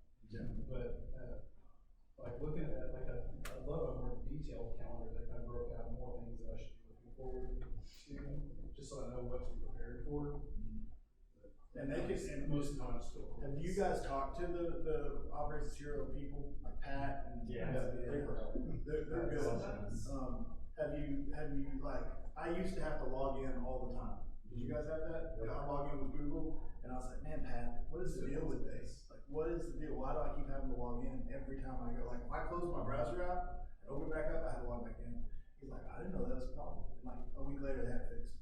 Like, I don't have to do that anymore. So they're pretty good at like, if you tell them there's a problem, you tell them you want something, they're going to try to fix it. One of the things I want badly is to be able to at least send an email to an address and turn it into a ticket. We used to use SpiceWorks on-prem, and you could do everything from email. And you know, as much as I've dogged at email, it was still nice that I'm gonna have to be in here anyway, so I might as well be able to assign this to somebody, to add a category, add time, What was nice on, when someone would email you something that should have been a ticket, you could just forward it to your ticket system and put a little hashtag, say created by. Yeah, created by, assigned to. I miss that. I do too. And I asked them about that, and they said they are working on it. That's what they told me, so if anybody else is interested in that, use it, reach out and ask for it. The more people that ask, the more. All right, I'm sorry to hijack it, but I just. No, that's what we're doing. Multiple ways to skin a cat. It's more interesting than Chromebook stuff, you know, because it's just, it's going to continue to be a daily thing. Like, you're always gonna deal with Chromebooks. Absolutely. It's never gonna go away. But everybody deals with it different, and no way's right, no way's wrong, it's just right. How do you track repeat offenders of breakage?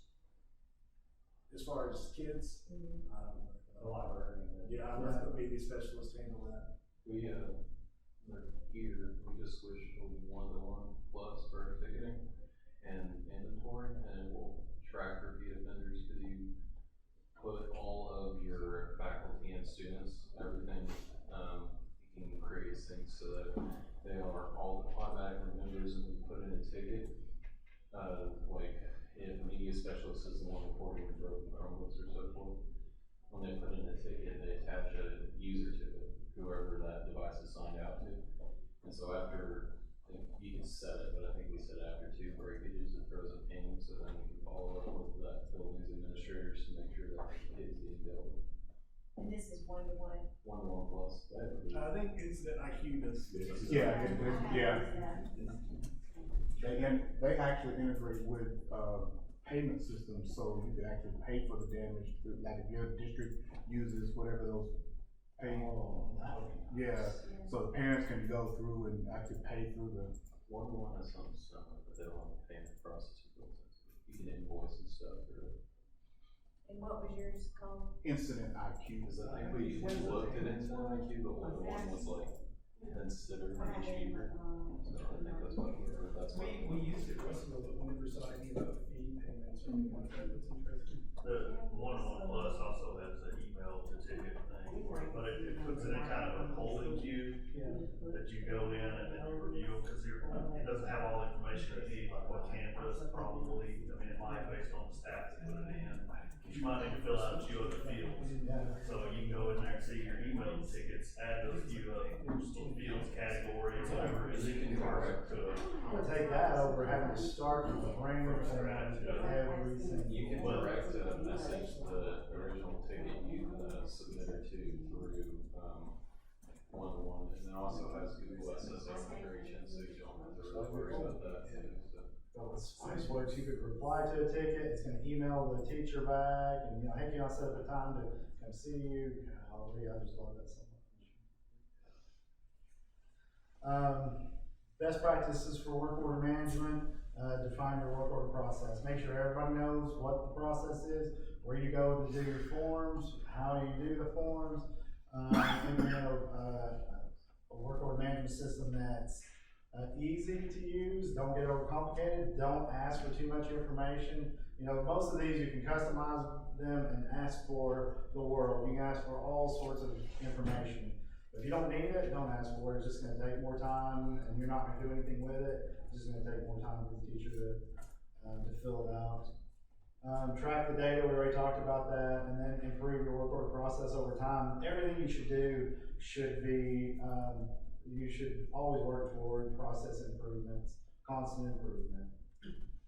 And that's one of the things that you'll always read in these COSN presentations or any of their K-12 CTO manuals. It's always constant improvement.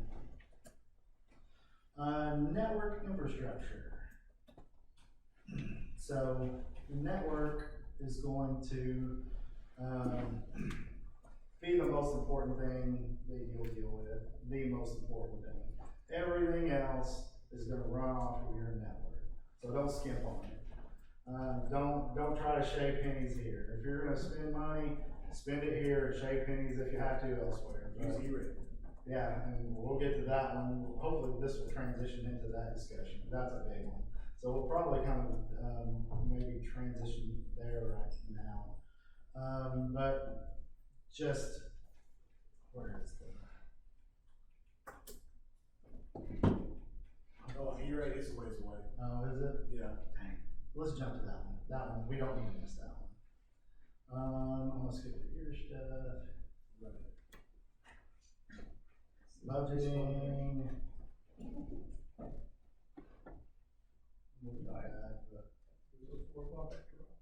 Look at all that good information. Here it is, here it is. Is this presentation on? It will be, yes.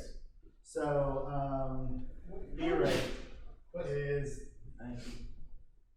one of the most important things you can do. If you're not doing E-rate, you need to. It's gonna allow you to not put, your network infrastructure on, the back burner. It's going to allow you to get a great, enterprise level managed network that's dependable, that's scalable, that's going to handle anything you throw at it, and you're gonna pay pennies on the dollar for this investment. It's a lot of work. It's a lot of work, but I really think it pays off. There's no way we could keep our network infrastructure up if it weren't for E-rate. We're at an 80% discount level, and so I'm paying 80% on the best network that you can buy. 20%? What's that? You mean 20%? I'm paying 20%. Yes. I get 80% discount. I'm paying 20%. Thank you. Remember back in the day when like I didn't qualify because we didn't. Our free reduced rates are like usually 30%. Mm-hmm. We're pretty low on free reduced rates, so we never qualified. All you got was phone bill. All we got was services. But when they started giving us priority one and priority, man, it was a game changer. It was huge for us. We went from trying to kind of band-aid our network and to being able to, like I said, come out with something, that's enterprise. It's huge. This is a big process. You've got several forms you have to fill out. You should have already started looking at what you need. The sooner the better. You should be in the process of getting your 470s done right now. So you need to start, as with everything you'll read in COSN, you got to start with figuring out what you need. And you do that with a needs assessment. So you got to figure out what you need. This year is huge for us. Our network, our wireless network, is at end of life in June. So I've got to get my 470 and everything ready to get my network replaced this summer and ready to go when school starts. So I did a needs assessment, we did a walkthrough. I've got my maps and my network, which you should have all of your network information and maps. I went back through and I looked at what all, to verify. I'm glad I did because there's stuff that went up that we didn't document. So I did my needs assessment. I started looking at vendors, and I looked at all the vendors, and we test driven everything, and now we're ready to do our 470. What are you going to use? I'm gonna leave it up to, I'm looking at, we've been a Cisco shop forever, so as long as we've had a wired wireless network. And the full on, from Aeronet to, we're just full Cisco. And, I just, what was that? What's it like to have money? Well, I'm paying 20%, because I'm not the best, but, I left it up to my network engineer. Hey, what do you want? What do you want to manage? He was a Cisco guy. He left, and now my new guy, he's like, I would like something that's, that's cloud-based, that I don't have to know all these command lines to do anything powerful, which that's what Cisco is. So I'm looking at Meraki. I'm looking at almost said Arrowhive. I'm looking at Extreme. I'm looking at Aruba, and I'm sort of looking at Fortinet, but not seriously. We're a huge Fortinet shop. We've had Fortinet firewalls on our network for 10 plus years, and which is great firewall, but I'm not really seriously entertaining their wireless, but those three. And I'm probably gonna, oh no, we're looking at Juniper too. Has anybody ever used Juniper for wireless or wire network? We're in Aruba shop and it's been fantastic. Yeah. Aruba's been super Aruba. And everybody works on it too, if you're ever in trouble, so like they really do and command line interface too. Profiling pretty nice, huh? Yeah.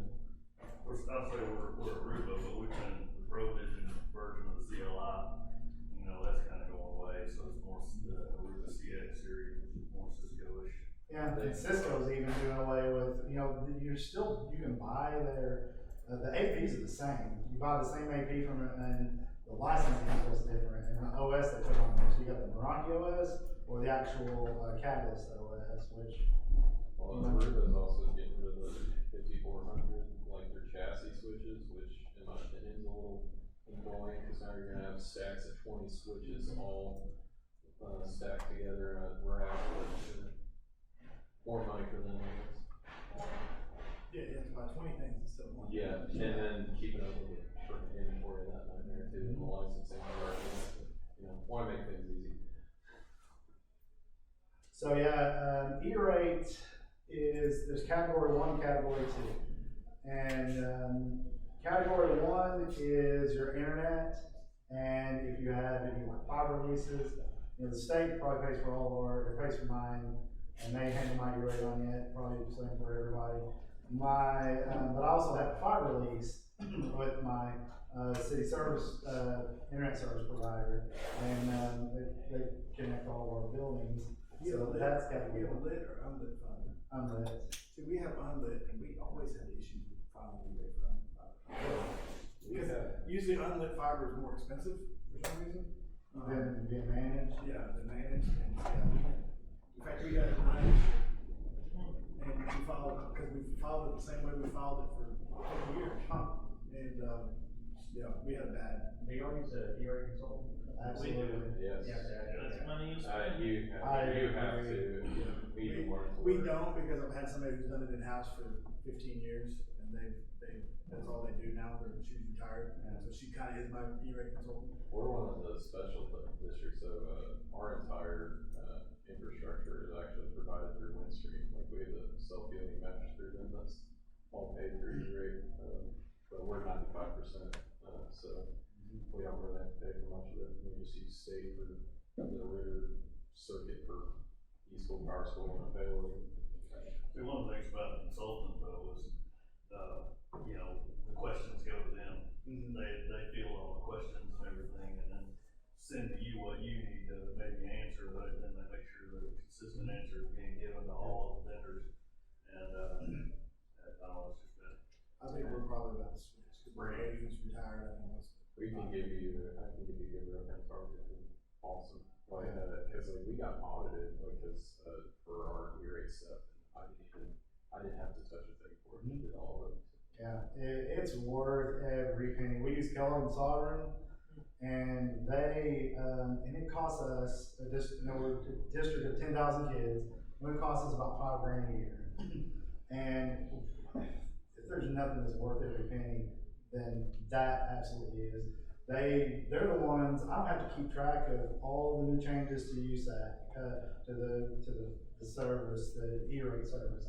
They're gonna learn on that. They're gonna do my audits. They're gonna tell me what the new things coming down is. And it looks like the new thing now is, internet on buses is one of the things that's gonna be an eligible service. They're talking about, allowing cybersecurity services to be put in category 1. And they've got a pilot group that's doing that, that's doing that to see if they can work out how that's gonna look. But, they're gonna do your audits. They're gonna keep you out of jail. And that's $5,000 is worth every penny for me. I do my needs assessment, I get it to them, they do my 470, hey, does this look good? Yes, and then they post it, they collect all of the bids and stuff together into this beautiful bid packet, I can easily go through, and then I can, rate all those, and for E-rate, the biggest consideration has to be cost, but then there are other considerations. And all I have to do is just sign and give it back to them, they do the 471, it's worth every penny. And that 5,000 you're talking about, at least with our consultant, is based on how much you're funded. Yes, You know, so, Like a percentage. yeah. Who do you use? CRW, that's another Who good we one. use. We have a direct consultant, we use Sharon Dowdy, which I think there's probably a few people who use it, but if you use someone like that, one of the great benefits we have her, she'll, in her contract, she also has project management that goes along with it, so, especially if you're a district of our size and have very little people, because your administration won't pay for more people, having an extra person sitting on, those meetings, making sure that schedules are being followed and like staying on top of them, because it's her butt if something goes wrong with the project too. So, that's always super helpful. And you do have to, you know, keep your documentation of all these bids and That's like everything 10 years or something. Well, 10 years, and like for CRW, I'm sure most of them will do, they have a hard time for it. Yep. So you have, again, because they're gonna be there to help whenever you get audited, if you get audited. The guy before me didn't use it, we got audited, and I'm trying to deal with whatever he did.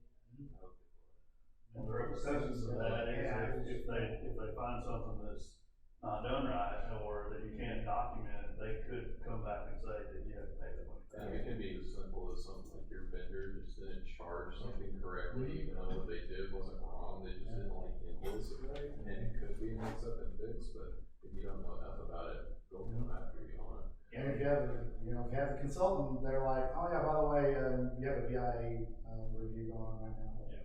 Okay. Well,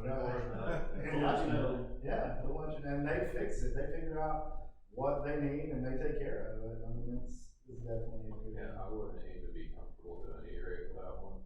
I wouldn't either. It's like I probably wouldn't even touch it if it wasn't for. But I was involved with year one, I can't remember what year we're in now, 20-something, but I was involved in year one, and it was an awful process, and it was so time consuming, and all we qualified for were phone bills, you know.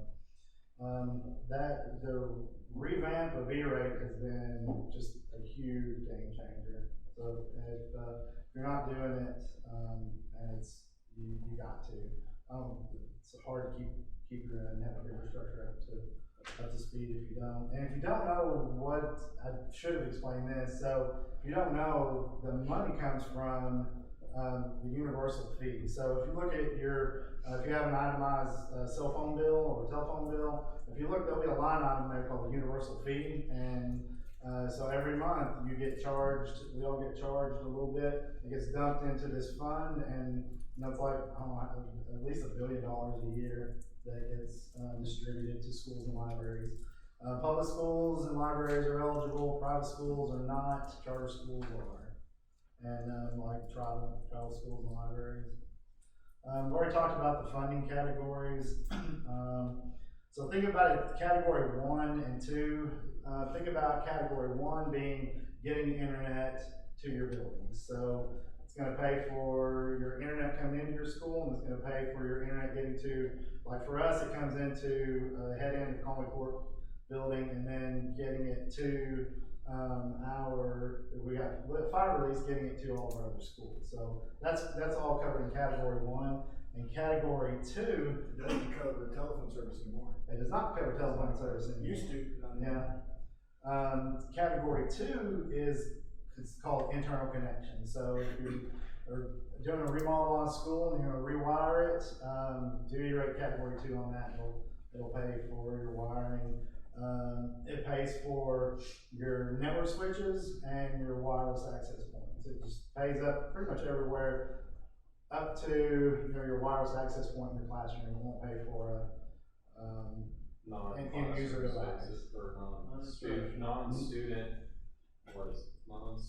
educational spaces or something like that. Right, so your admin buildings that don't have kids there, or your administrative annex where my office is, and also if you have a preschool, it won't pay for the preschool either. They'll pay for the internet to those, like the service. Right, yes, yes.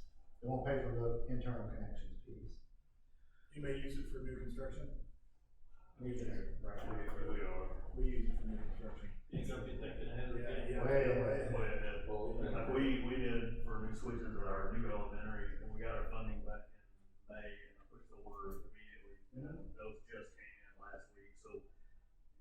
timing didn't really work out there, but we had some, like, some spare equipment that we were able to throw in and selectively patch things in, but now we'll have to program those and go put them out there. We always do the bear method for new construction, just because we know we're gonna have to buy it anyway, and so a lot of times we'll go ahead and buy it, and then if it gets approved, then, we have to buy it during that certain time. But if we're waiting on approval, if it gets approved, then we can do a reimbursement for it. If it doesn't get approved, then we're gonna buy it anyway. Is everybody familiar with that, bear versus spy? The bear means that you pay everything up front, and then you, fill out the bear form, and then USAC will reimburse you. And then spy, you fill it out up front, and then you just get discounts on the equipment. Vendor bills. Yes. I came in late, so did you talk about like the 5-year cycle for the year funding? No, go ahead and mention that. So at least how we do it, is I basically kind of pick a component for a year. So you get a 5-year funding chunk of money that's allocated to your district for 5 years, and you have that 5 years to use it up. And you get to put in an application for E-rate once every year. And so like the way we currently do it is like, okay, APs are gonna be year 1, and switches are gonna be year 2, and maybe we'll put firewall in there, or so forth, and kind of keep it in a cycle. At least that's how we do for all of our district level buildings. And that fund slowly goes down. So like right now, my 5th funding year is this upcoming year, but I don't have enough money into it to do our switches refresh. So we're gonna wait until 25 or whatever, the next year after that, to where it rolls over, we get another batch of money, and then we'll do our switches. We're having to put all of our eggs in one basket for our Wi-Fi upgrade this year. Yeah, we're doing Wi-Fi for this year for AP, for our AP. We're doing, UPS. That's good. Always wanted to do that. Don't buy We never triplet. got there. Don't buy triplet or need whatever you do for, I had a 90% failure rate. It was. We did not have up the trip. Yeah. Stay away from them, like, don't go through what I did. We did, we did some N1C. I've heard, yes. Lithiums, I've heard. and their 10-year warranty on the UPS and 10-year warranty on that. I think I read You pay a little bit more. Did you have an email on Sysadmin about that? Possibly. I think you did. I bookmarked. They've been good so far. Now, the thing, one caution with them is they don't have, their power cord that comes with them is short. Like short compared to what you would think would go in a data cabinet. So if you put your UPS at the bottom, which is where your weight's gonna, and if your power outlet is above it, it's not gonna reach without also getting, an alarm. Something to put with that. Check how it takes power, because some of these units are just whips, so they are wires, they want you to wire it straight in, some plug it. Make sure to take that into consideration. Yeah, some are 220, some are Yeah. 277, different voltages. I wish we could do generators. I wish we could do generators. To me, that's a big deal. Because now we're using all of our technology, especially our network, is used for safety stuff. It's used for intercoms, used for phone systems, used for all these communication things. But if there's a tornado and it knocks out power, we have a battery backup. That may not last long enough. E-rate will pay for, if you can do, because we're doing, you do 911 emergency cell lines that are VoIP lines, but they're cell backed up, and you'll put it up, like we're doing it through Windstream. It has its own individual UPS just for that, and it's own emergency VoIP line, and then it's cell backed up. It has its own 10 meg connection coming into it and everything. Okay. So applying for E-rate, the timelines and the basic steps you have to keep in mind. I wanna be ready every October to start my process. That's when I'm gonna start doing my needs assessment and getting to my consultant what I'm gonna be asking for. 1,100 access points and all that jazz. And then this week, the USAC, the Epic system is under something going on with it, it's unavailable. So next week, he's gonna do my 471, or 470, and it has to be out, is it 28 or 29 days? Or 28 days, so it has to be out there for no less than 28 days. It can be 30 days, it'd be 60 days if you wanted, but it has to be out there at least 28 days. And then at the end of the 28 days, you get all of your bids in, and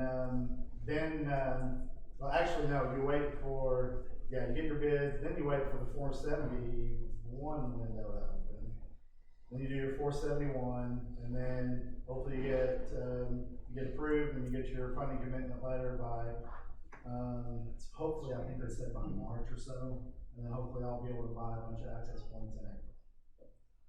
So everybody keep your fingers crossed that it's gonna go like that, or I'm gonna have a whole bunch of wireless access points that aren't getting any updates. So we were in that boat. You know how we're doing our AP project now? We requested funding last year around this time. And I got the APs, they arrived the first day of school.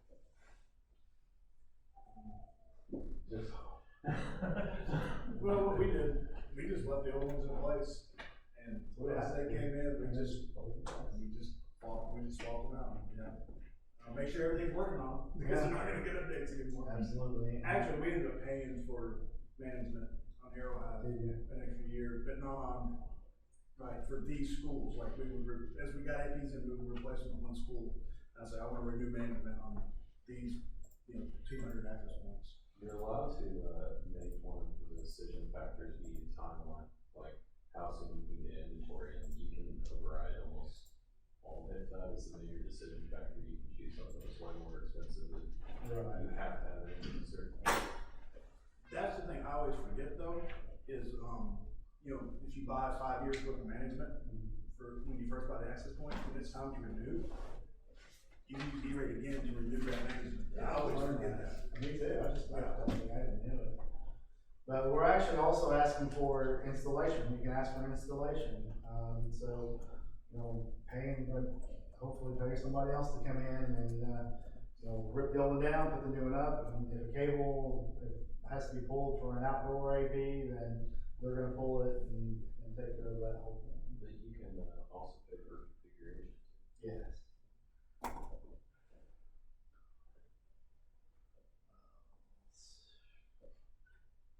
Start early. Make sure you get all your information up front. You're never going to start too early, and you can do a Form 470 at any time of the year. Make sure you actually have to fill out a sheet and get it the board approved that says that you've applied for this much E-rate. The district is going to be on the hook for X amount, USAC is going to be on the hook for Y amount. So you have to the board has to see that and approve that, and you'll have to do that every year also. And this is where a consultant comes in handy. Yes, because they'll tell me, hey, it's time to do this. It's usually May for me, and they'll send me the actual thing, and this is what they'll present to the board, and they'll sign, and then you have to go back and provide that it was in the board agenda, and then you have to show the next month's minutes, that the minutes were approved, that this was presented. Is there a list of consultants somewhere, or? That's a good question. Are you on sysadmin? I just throw it out there is where I would do it, but, who was it, CRW. Kellogg and Sovereign's a good one. They'll be here this week. Yeah, going through the vendor. Okay, Bailey would be. CRW. Okay. After this, I can. You also have to have your SIPA compliance. Correct. Stuff pushed through your board. Yep. Yearly. That's part of what we do in June, that's part of this, it's time to do this, and this, your documentation when you're done. It's nice, they keep me on track. I don't have to worry about this. That's what I like, they're responsible for the timelines, and they handle me, if I'm not getting the timeline, they'll send me an email, and I understand, they'll send me. So that's what I need, See, Margie does our E-rate, Yeah. she's leaving me in June, so. CRW, you need to, or E-rate consultant, that's what you need to do. What's the one that we always, that the state has something to do with? E-rate, what's that? Funds for Learning. Funds for Learning. They're a good resource. I'm not They sure are. do they do consulting? I think That's for an true, extra fee, like What we get from the state is more like information, Yeah. answer questions. It's a free resource. Yeah. Yeah, it's. Yeah, I forgot about that. That 5 year, you're talking about the 5 year rotation, is that the funds come in for, that have to be spent over 5 years, or is that just a recommendation? You just get a bulk amount of money every 5 years. So do you spend it all in year one, or But you year have to five? do, but you have to do renewal every year, like you have to file paperwork for it every year? No, you only file paperwork when you're going to be using that money. So if you say, in this 5 year span, I only need to replace switches. So you do one paperwork filing for the first year and then you just don't touch it. But if you don't use that money, you lose that money. It's not like it rolls over into the next year's pot. The reason you wouldn't use it all at once normally is because you have to pay 20 or 30%, and that could be a big chunk of money. Right. So you may not have enough to pay your 20%, you know. I don't know if anybody's used E-rate, I assume that they have, I assume that the ubiquity stuff that I've got here was probably about E-rate, but I don't know. Something that's really important, it has to exist in production at your school for 5 years. They cannot pay, you can't get rid of it before then. Right, and then did they change the rule where you had to, it had to be in a specific building? No, I thought that did. it just has to be in use, Yeah. but they don't make you keep it like Right. in where it originally was. I think as long as it's still for educational Yeah. purposes, and you didn't order a bunch of APs, put them in a school, and then the next year say, whoops, I'm putting these over at admin. Right. As long as. And you can move them, but I mean, it has to be from school to school, and you have to get with them and say, hey, I'm moving this from here to here. And you used to have to put it in, you know, if I ordered 50 access points for Rootall Middle School, they had to live at Rootall Middle School for 5 years, unless I filled out all that paperwork that says I'm moving over across the street. And then something we do, like, so we're doing this whole AP replacement project, but obviously not all of our APs are E-rate eligible. We still want to replace them all at the same time, because you're gonna get that bulk discount pricing, because you're buying a ton for all the schools, so you might as well go ahead and buy it once they're available, because you're gonna get pennies on the dollar rather than going back and doing it later. Yeah, they prorate part of it out. It's not. Yeah, you can still put it in the original RFP, but if you have a good consultant, they'll put it in the 470 for only those specific line items. Requisition for purchase? Yeah. So, or you're putting it out as a bid. Request for proposal. My district requires us to do a public RFP just based on policy, like put it in the newspaper and stuff. Not everybody can do that. Yeah, nobody's watching what we're doing at the county. I mean, that's just how it is. Like I said, I don't think we've had any policy meetings, like,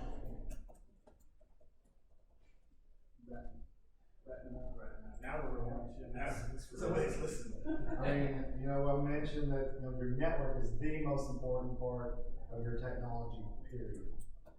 And this is gonna help you keep that, you know, up to date, relevant, you know, scalable, and ready for you to grow whatever devices your administration wants to put on this network. I think most of our stuff's only been out for maybe a year. So I don't You know. got some time to prepare. Yeah, I started Well, dealing with yeah, that. now it's Kids not there there. to leave because I can't be the longest tech guy there. Yeah, don't wait, because it'll jump up on you. I mean, When I started dealing with E-rate, this was probably what, 2007, 2008.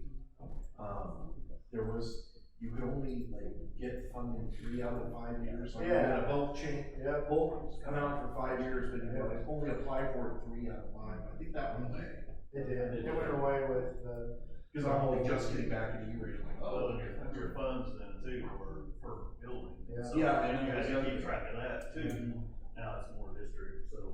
that's nice. It's nice, that revamp of the system has helped so many more people. And you want to get with the refresher cycle before you make sure you can get the. I'm not sure. Free and reduced lunch. Yes, that's Ours is, I think everybody gets pretty much. So they require them to cycle 2 documents, I think it's like. I don't have anything to do with any of that stuff, so. If you have a I don't consultant, they'll either, tell I you just what go they need or to the something. person financing. Your discount percentage is based on your free and reduced, but I don't know what the official amount is based on. I think we're like, Yeah, you should have a nice discount. like I said, I don't even know what I'll purchase it, but I have to call it out. Do something new.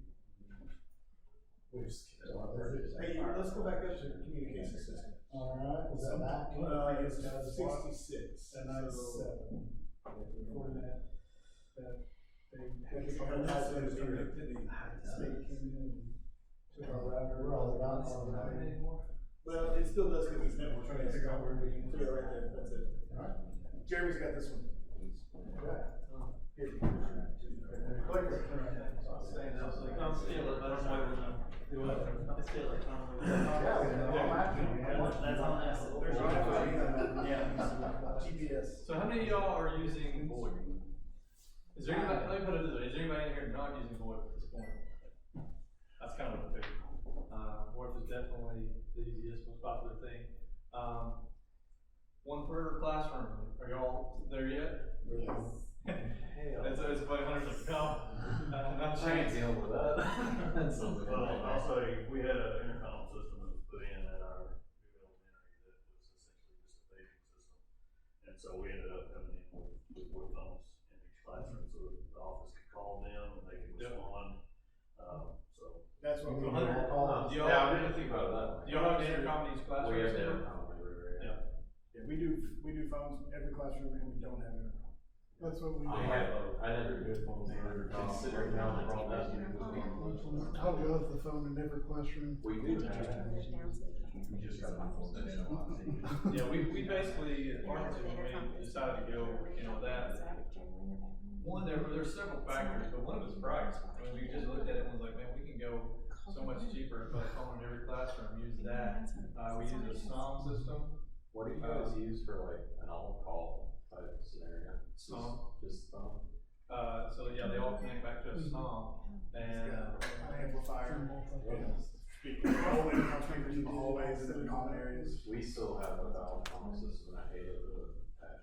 We used to have a Bogan amplifier that those things tied to it, and then you have a little snom, which is a little box that has audio It's out. tied to your old intercom speakers.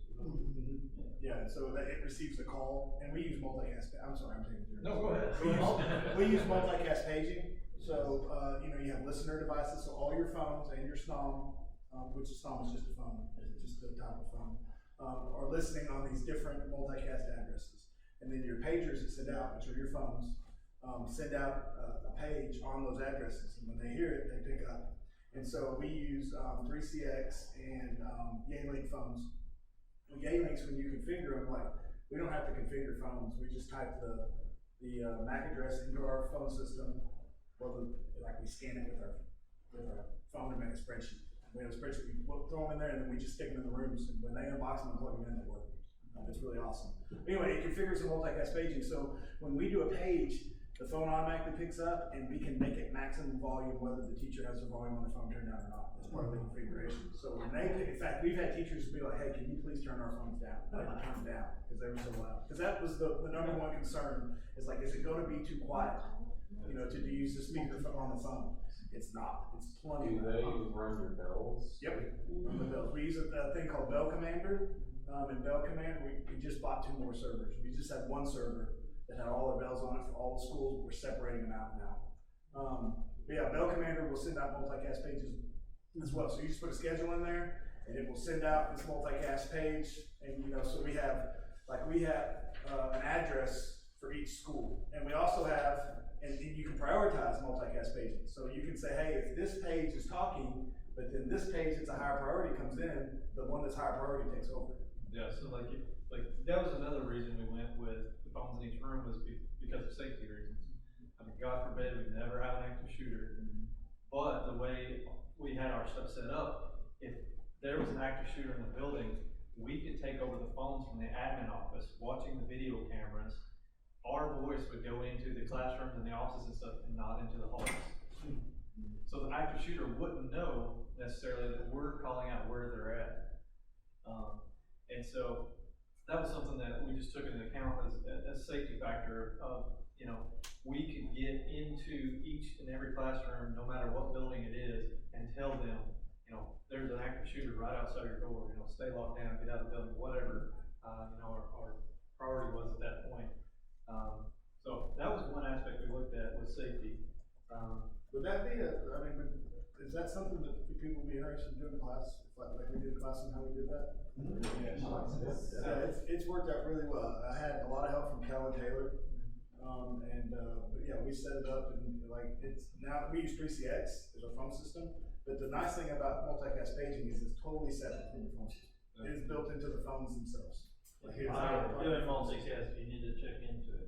The biggest reason we went with multicast is, you know, if the teacher turns down their volume because, you know, they want to be quieter, well, it doesn't matter what their volume's set at. When we do multicast, like, it goes to the volume we set it to. So, because when we first deployed our phones, we had an issue with them turning it down because they were doing a test or something, and an announcement would be made, or, you know, an emergency announcement, and they wouldn't hear it, or they didn't hear the bells. So, multicast, like, it overrides that. Yeah, you set the volume on what the page is, they don't have a chance, they can't change.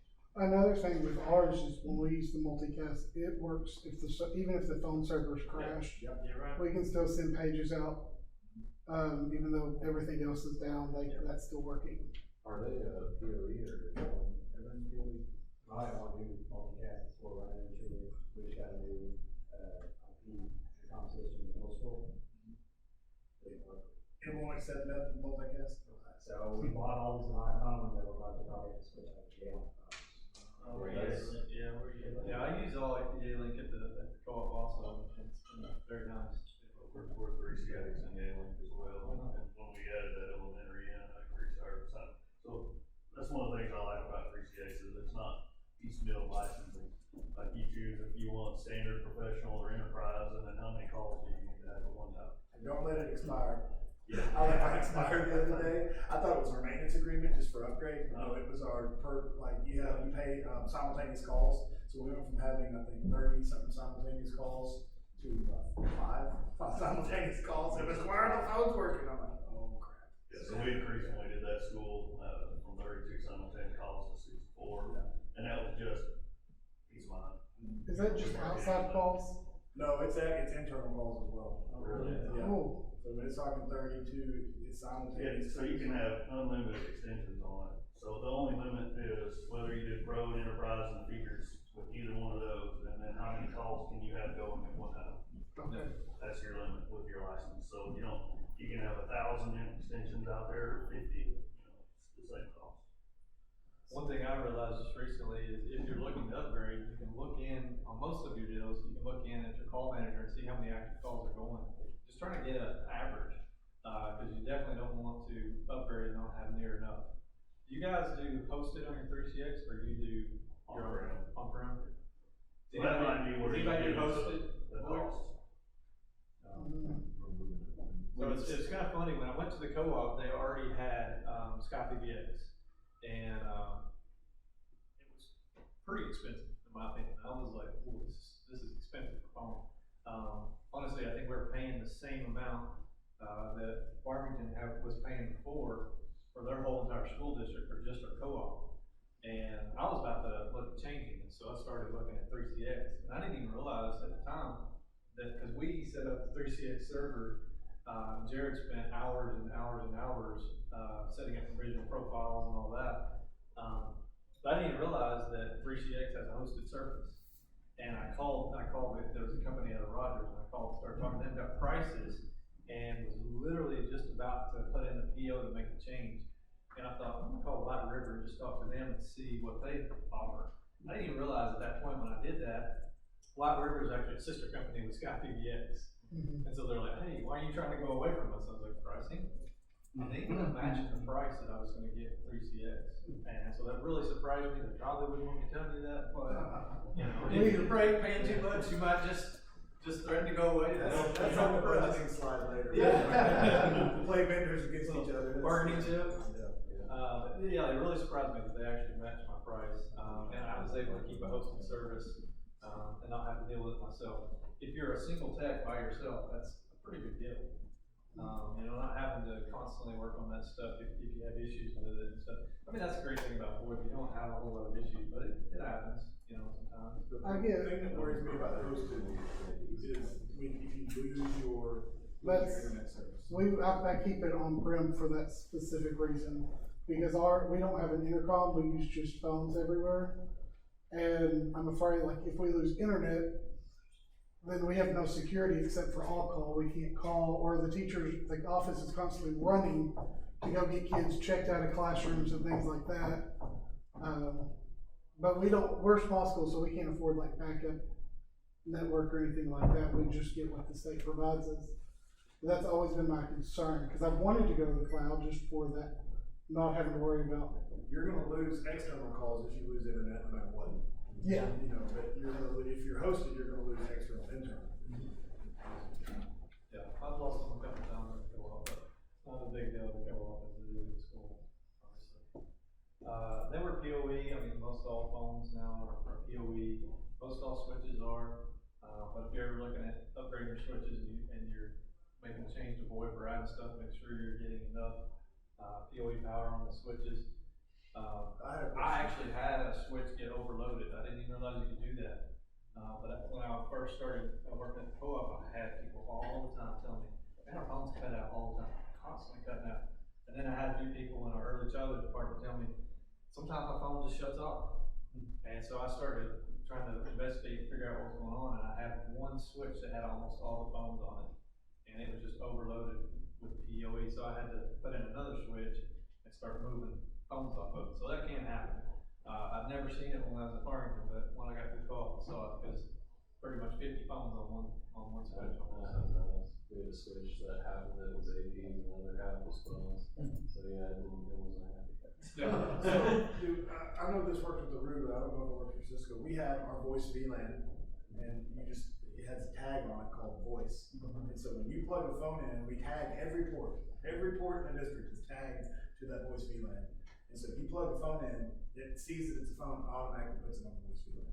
It's really nice. You don't have to worry about going through and finding, okay, where am I plugging in the phone? I need to untag this port on the voice VLAN or trunk or whatever the Cisco terminology is. But it just automatically does it, and that's super nice. Yeah, that's what you create. Like if you create a new VLAN, and always make sure you tag it with voice, and then tag all of them. I had to do that on my switch when I added it. That was fun stuff. Location in the room. Do y'all offer just one location, or do y'all have multiple?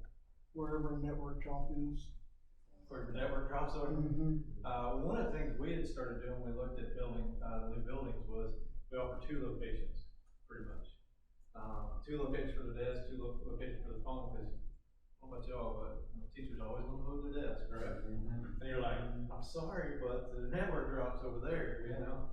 So that's where your phone's gotta stay. And we also, we had phones hanging up like by the door, but we've got more and more where the teachers just put them on the desk.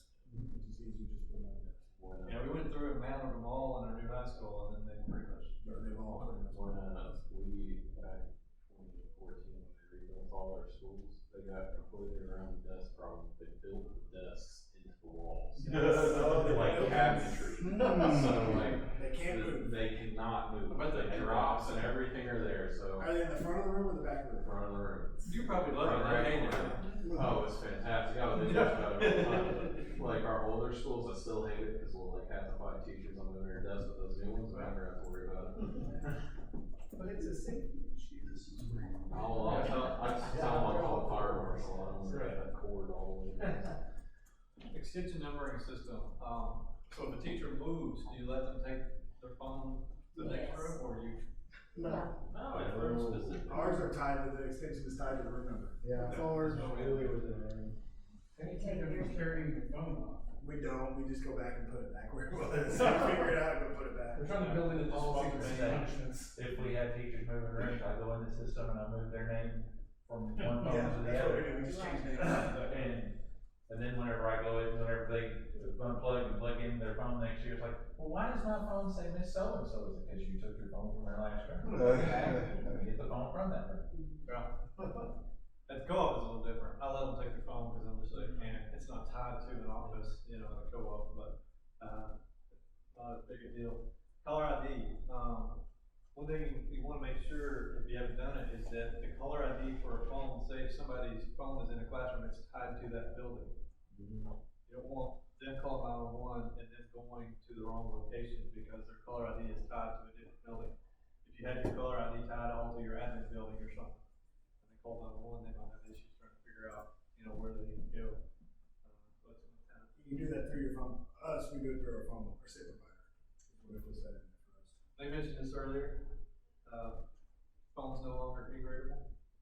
So, what were you saying, you were saying gonna say something about that a while ago, so, cause I said, well, that doesn't apply anymore, and you're like, Oh, no, just agree.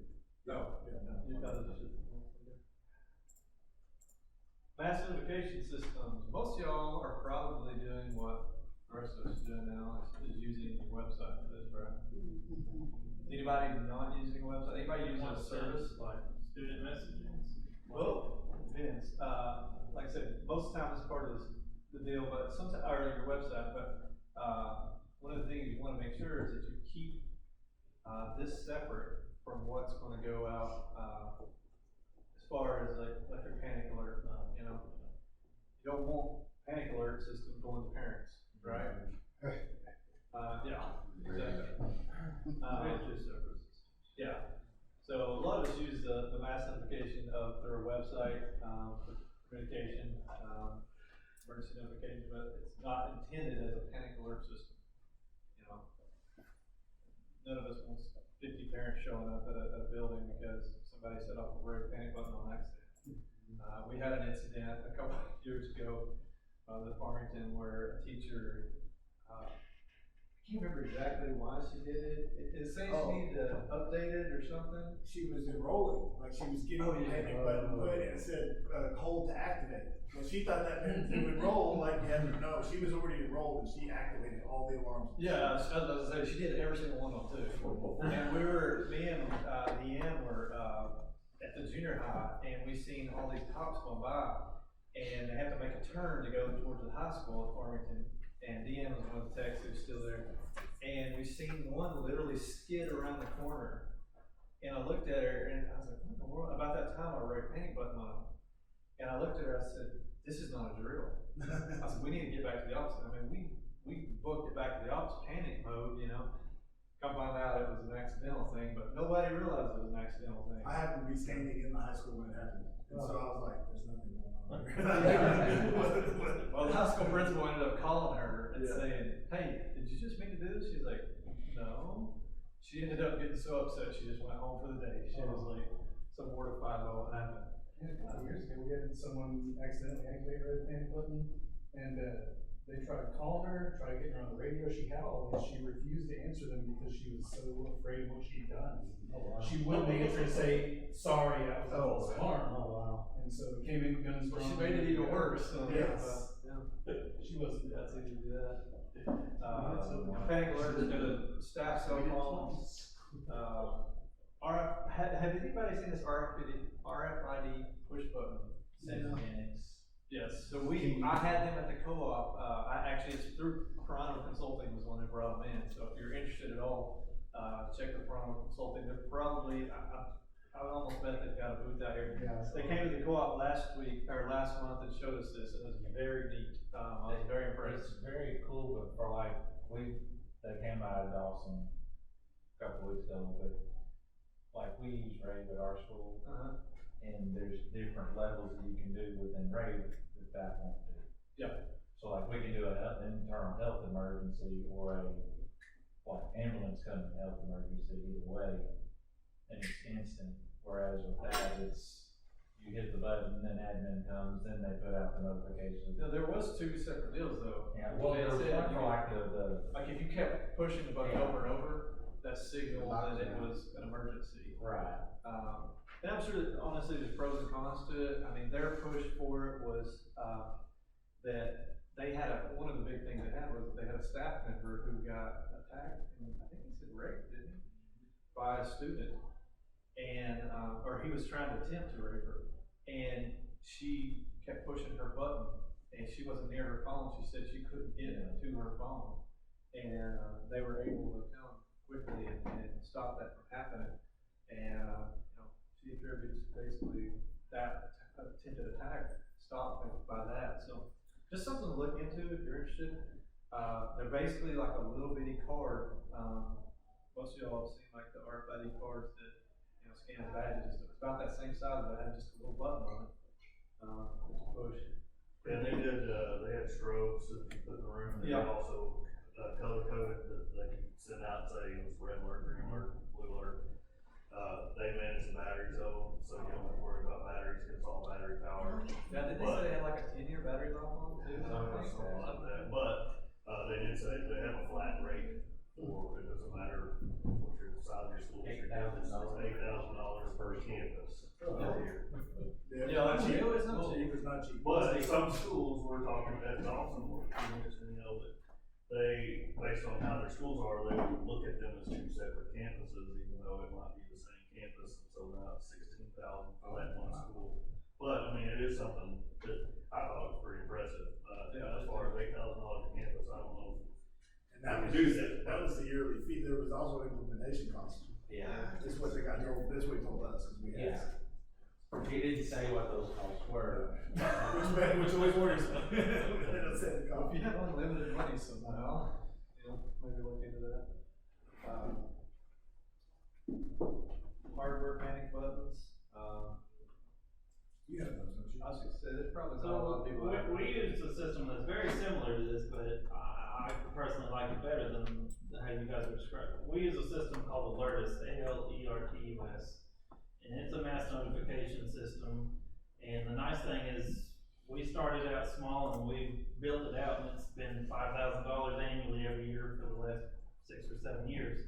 Now, there's the hardware cost for each piece, but so the reason that really attracted us to it was even for free for schools, right off the bat, they offer a desktop override feature. So like, you know, there's an activation and it goes across all the desktops in the district, and that's a free solution for schools. I mean, we pay $5,000 a year, and that's not changed in the 6 years we've been using it. But we have hardwired panic buttons in each office, one for an evacuate, one for a shelter in place tornado, and one for lockdown. We actually are just now purchasing some wireless push buttons for our nurses for an emergency, like a medical emergency that they can push. But kind of like like what you described, yeah. And then, so with that $5,000, you get the cell phone app that can notify, so in an alert, let's say fire alarm, we have them tied into our fire alarm panels, that's free. The fire alarm goes off, the desktop override goes out to evacuate the campus, it gives you instructions, and they get an app on their phone. We have audible and visual alert beacons in the hallways that flash. And we actually put a beacon at dispatch, at our local dispatch station, so they are aware of that too in real time. Now, we do not enable that feature, but there is the feature to allow staff to activate it themselves. We do not. Only building or district administration can control the alerts. And then we just push out the all clear the same way. It, you know, pushes out it's a green color instead of a red color, and you know, so yeah, I definitely, if you're interested in an alternative, I would encourage you to look at Alertus. Like we started small. Like first year, I paid $5,000, and then we bought one beacon per campus. And the beacons are $750 a piece, but in 6 or 7 years now, we're pretty well fully covered everywhere. But yeah, so you can kind of start small and build out, and that cost does not change regardless. They have a VoIP integration piece, so if you wanted it to make an all call across the phones at the same time, they can do that. They have, it's just a really robust system. We really enjoy that. That's been good. Is that based on student count or? One flat cost $5,000. Do you know if they can tie into with your door system? Yes, yes. So now Alertus, they offer an actual fire integration piece that, you know, if your fire panel's new enough, it can tell you on the message where it's at a smoke sensor and ag drive. We just do a simple activation, so we pull off of an auxiliary panel on our, fire panel that goes into an auxiliary input on the back of the Lourdes beacon, so it automatically activates it just based on the activation of the panel. But yes, so by that sense, you could tie your door system into one of those auxiliary inputs on the beacon, so if it goes off, it would automatically send a signal to your door units to unlock. I say that, we can do that with Paxton. Gotcha, like we have physical buttons in the offices, so if we go into lockdown, they hit it, and basically it just deactivates it keeps all the doors locked, deactivates, all the schedules to unlock the doors, and kind of just overrides everything. Sure. I mean, I would say I can do that. We have Paxton doors and I'm able to do that integration. I mean, I'd say it's specific on your thing. Alertus can send auxiliary inputs or outputs to, you know, your door solution. So if you have that integration possible with your door products. I really like them. It's been great for us. I mean, we have 2,300 kids in 6 schools, and it's been a great communication piece for us. Does it happen to have a visitor furniture? No. We use Raptor for that. We're using Hall Pass currently for that, but it was thinking integration. We use that Hall Pass as a marker. Raptor's kind of similar to this. It's application based, but there's specific hardware that you can do the same kind of signals out. So yeah, and that's one really reason we liked it is that, you know, like for instance, we have our gates in parking lots, so it sends, you know, if there's an evacuation, and you can program it per, you know, per alert. So if it's an evacuation, it sends a signal to open the, you know, gates and open the doors. But if it's a lockdown, then it, you know, doesn't send that signal, so everything stays locked. So it's pretty robust. That next deal is basically what we were just talking about then, so let's get to that. And we were just talking about this while ago with the intercom system, you know, tied in as part of your telephone system. I was doing something like that one deal was talking about. We had it also where all the fire alarms and everything could go out to the phones. Tornado, all that. We stopped doing it. We don't do tornado alarms. We do it over the phones, over the intercom. We do it from, like, if there's an actual tornado and we're going to redo that from the district office to all the schools at one time. Because for one, it's less confusing. If there's one bell for fire and one bell for tornado, that confuses people, and you know, it might be a tornado and they're going outside, the exact opposite of what they need to do. So we have a fire alarm, which is, you know, normal fire alarm, and then if we do a tornado, it's over the intercom system from the district. Because if one of our schools is gonna go in tornado precautions, all of them are gonna go. That's a very far apart. We talked about multicast. Anybody still on analog? Well, your intercoms, I bet we have one. Yeah. Elevators. Yeah. Fax machines, just because we have so much trouble with one faxing. Our intercom is IP based, analog internally. Yeah.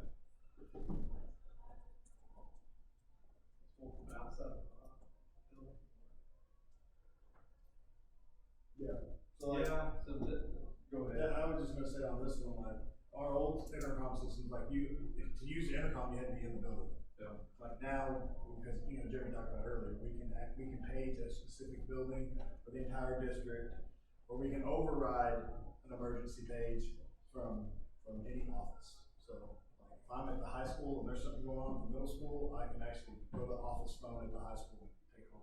Well, just remember too, we'd set up safe rooms at each building, where we had a monitor for the cameras, and we had a phone there. And so if we needed to go, say we were at the middle school and something was happening at one of the elementaries, say there was an active shooter at one of the elementaries, to keep us from having to run all the way back to the office, we jumped into the safe room. That was one thing that me and Dee forgot that day. We left the junior high and went to our office. It took time, you know, in that point that had we thought about it, we'd been like, we'd just jump into the safe room at the junior high and start checking the cameras from there. Because the way we had it set up, like you was talking about earlier, is the setup, the ideal, scenario for us was the principal or, whoever was gonna do at that building, assistant principal, would jump in the safe room, get on the intercom and start calling out, where this active shooter was. And we would take over because we had that set as that priority. We would take over and start calling out where they were. And the reason for that was because if that person could get out of the building, we wanted them to get out of the building. You know, they always kind of say if the safest thing in an active shooter situation, what's the word for it? Log, fight, hide, flight, whatever, all those things. And so our training at that point was if he's on the other end of the building and you're on this end of the building, you need to get out of the building. And so we didn't want somebody to be basically locked in a room and the active shooter trying to come after them. You know, we wanted to be off campus somewhere and give them the opportunity to get completely out of the building. So yeah, we had that ability from anywhere, any school. We had it set to where we could be able to jump into their intercom system and take over.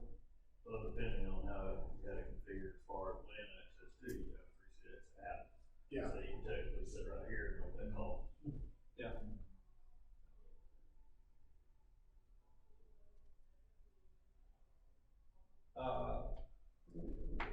I guess on the playgrounds we had intercoms. We didn't have a whole lot of intercoms outside of the playground. Just bullhorns, like we have bullhorns on our playgrounds.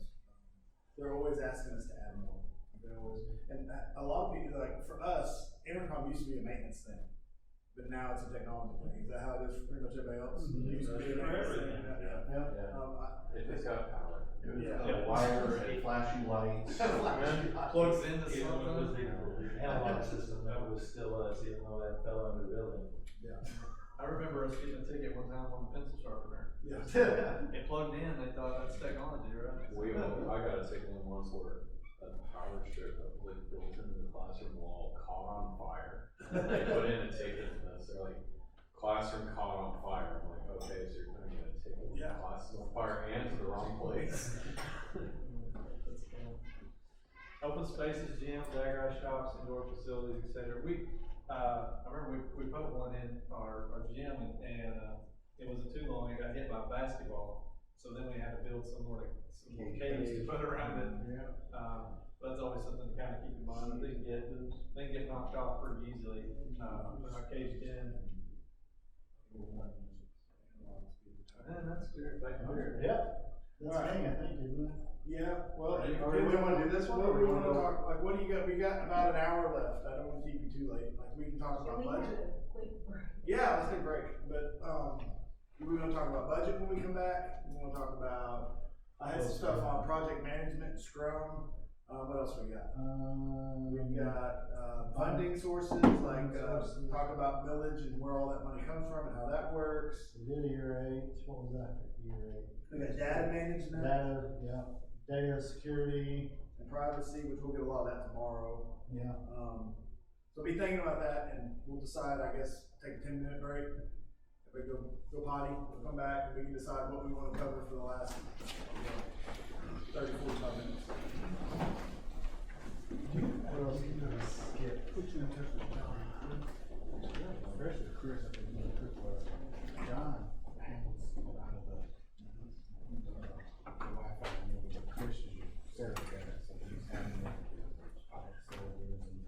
I think that's pretty much it. Unfortunately, we're all the fighting people too.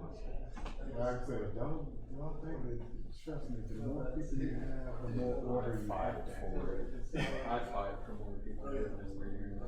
Well, up until this point, we didn't even have a network and sysadmin. I just got the ability to have both. They were making it in one position, and then I was like, okay, now I was essentially doing both network and system admin stuff with the network and system admin because there's not going to be one person who perfectly knows all the networking and all system administration.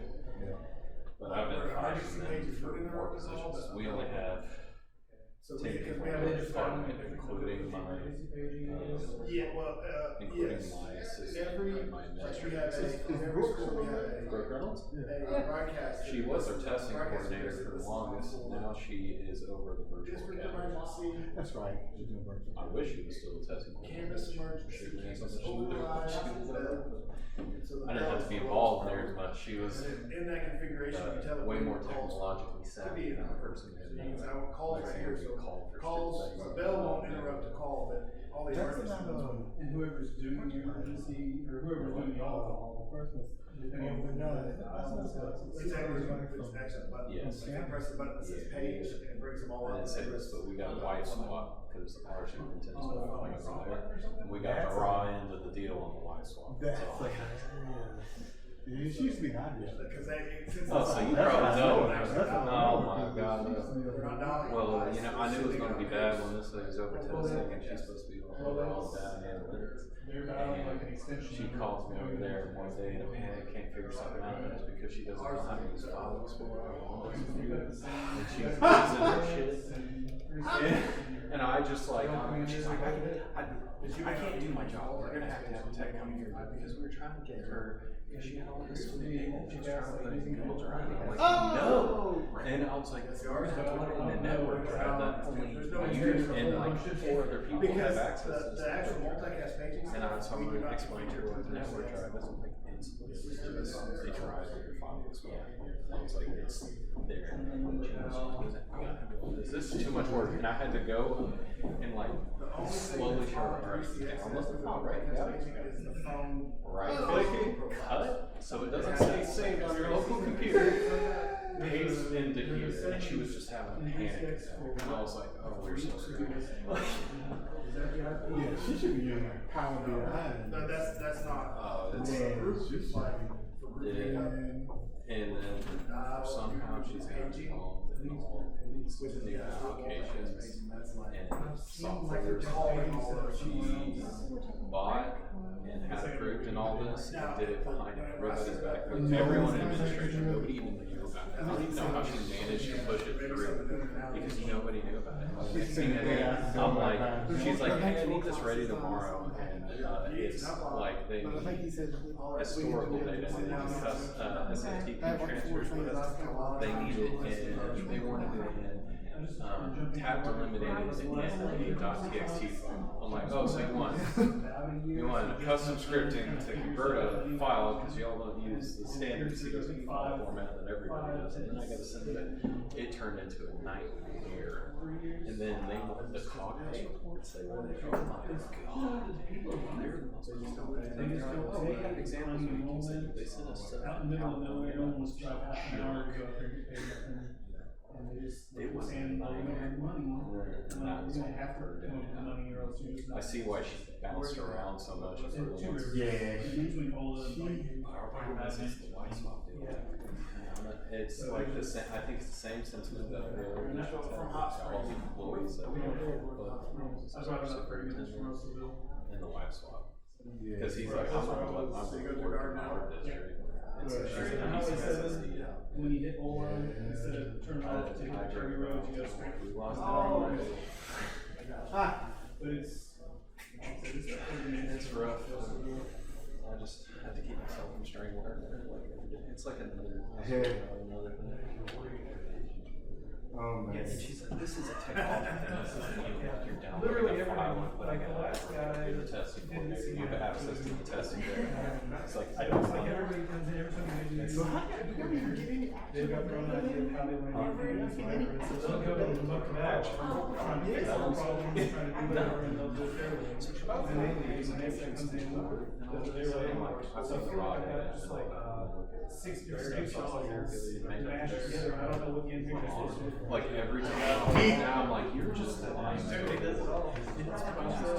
Well, that's what I think. I'm like, this is That's all basically so what wrong. it is. It's just like, cause it'll be like, he's literally.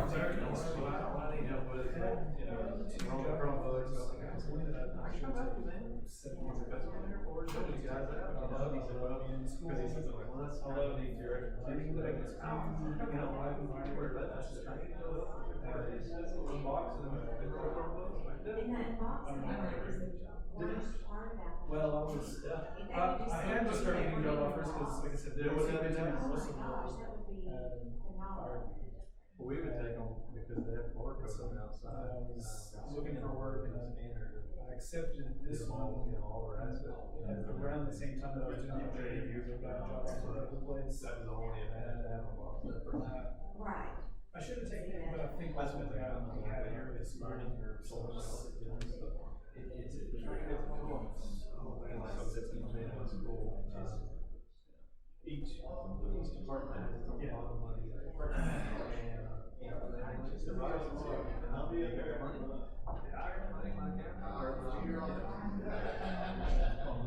Department. I'll get you surprises. That's what my brother said. I worked with him on training. It's only 3 times. He went to Charlotte for the past 3 years. And he went to the new plant. That's the thing. It would take 70,000 per hour, but not all their engineers. At least I could have been able to replace it. So I kept hearing from the inside that I was on the short list. And ended up not getting it. So I got on the elevator to go. All of a sudden, it is what it is. I'm comfortable. I'm not struggling to eat. But yeah, I'm not gonna stick around for what they're paying for, especially if there's nowhere to drive.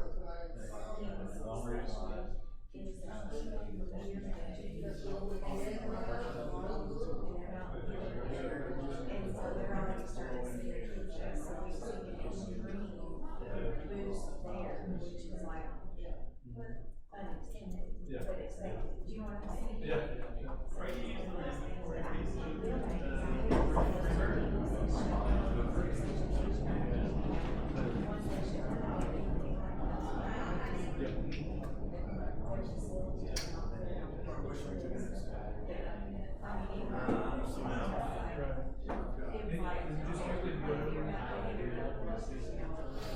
They're all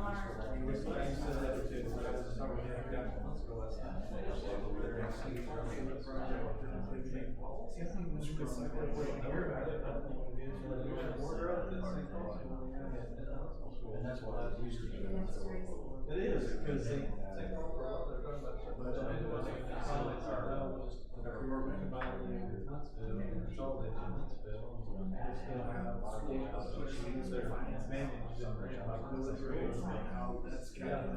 about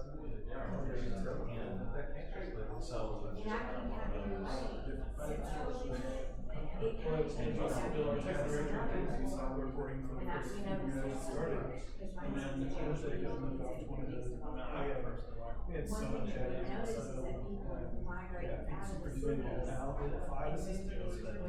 quality of life is there, that they don't necessarily make the money, but the quality of life for their kids and their families there. Not where the coffee is, others are. Yes. Anybody see cookies that are gone? Get some, they're there. A lot of people. Let her work long I can still walk into the store, not have to walk and try that. Of course, all that's being threatened with this big thing with Buffalo River and the walls taking over and. I've been in the industry long enough. Yeah, no, that's Johnny Morris. And what's crazy, well, it's actually gonna be like a nature trails and stuff like that. He has spent, no telling what, he's getting Highway 7. Yeah, okay, so Highway 7 cuts through right there close to Dumpster. So he has got all the property, has been trying to buy all the property around it that he can. And so he's already met with, state highway department and everything, and they're gonna eventually get that put in the highway.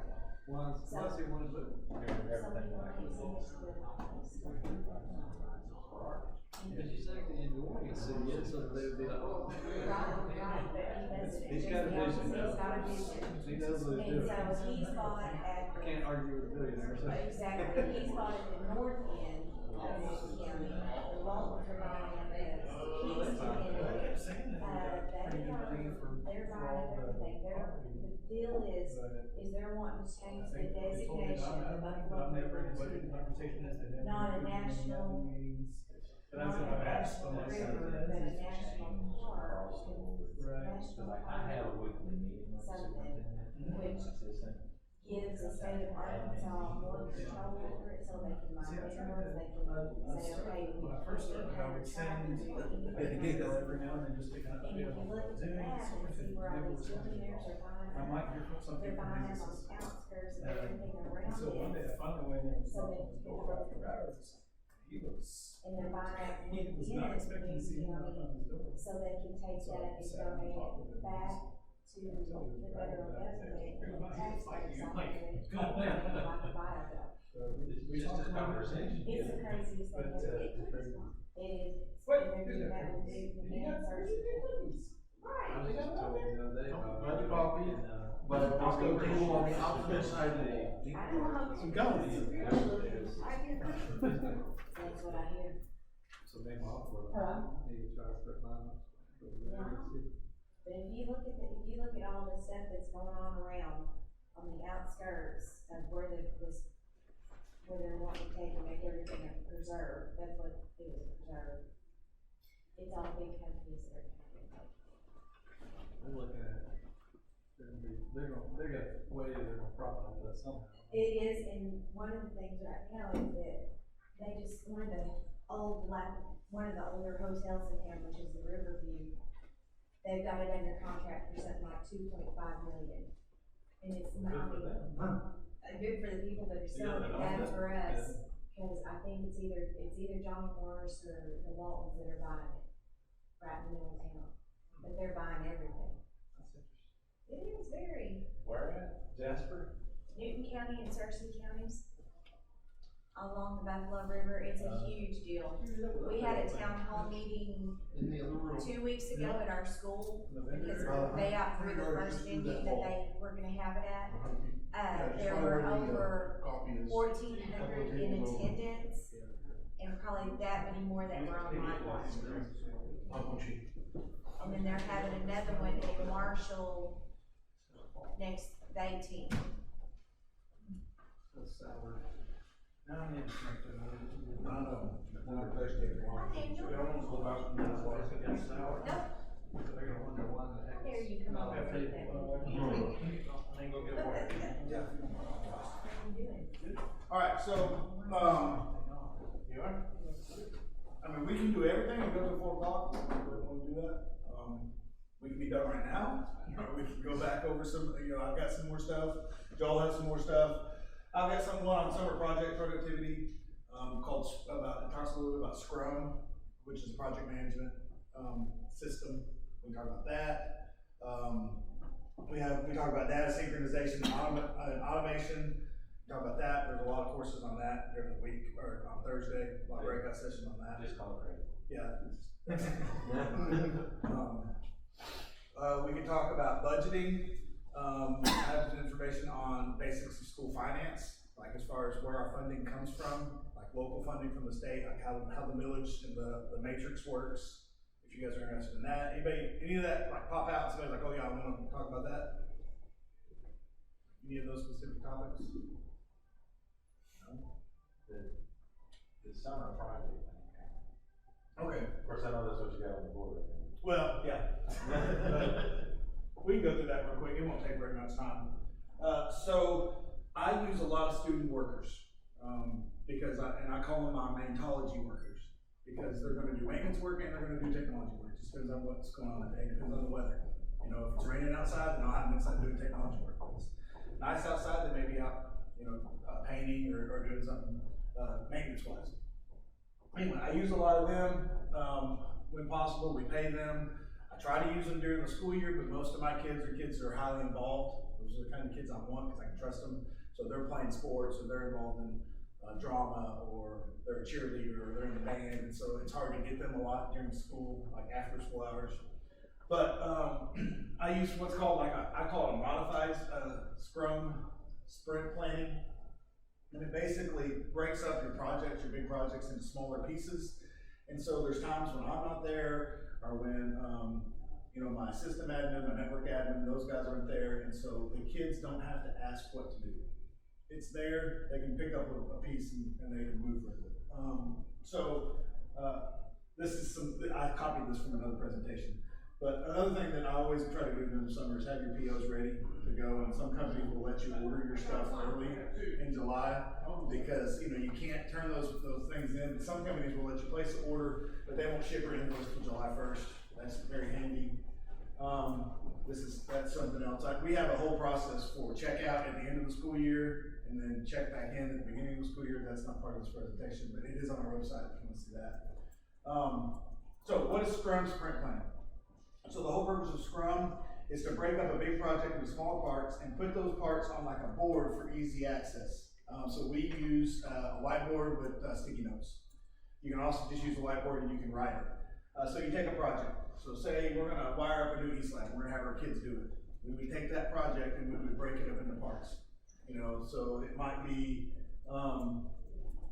you know, mark locations for the drops, run the Cat 6 each location, and then the next one might be hang a network cabinet on the wall. What does that mean?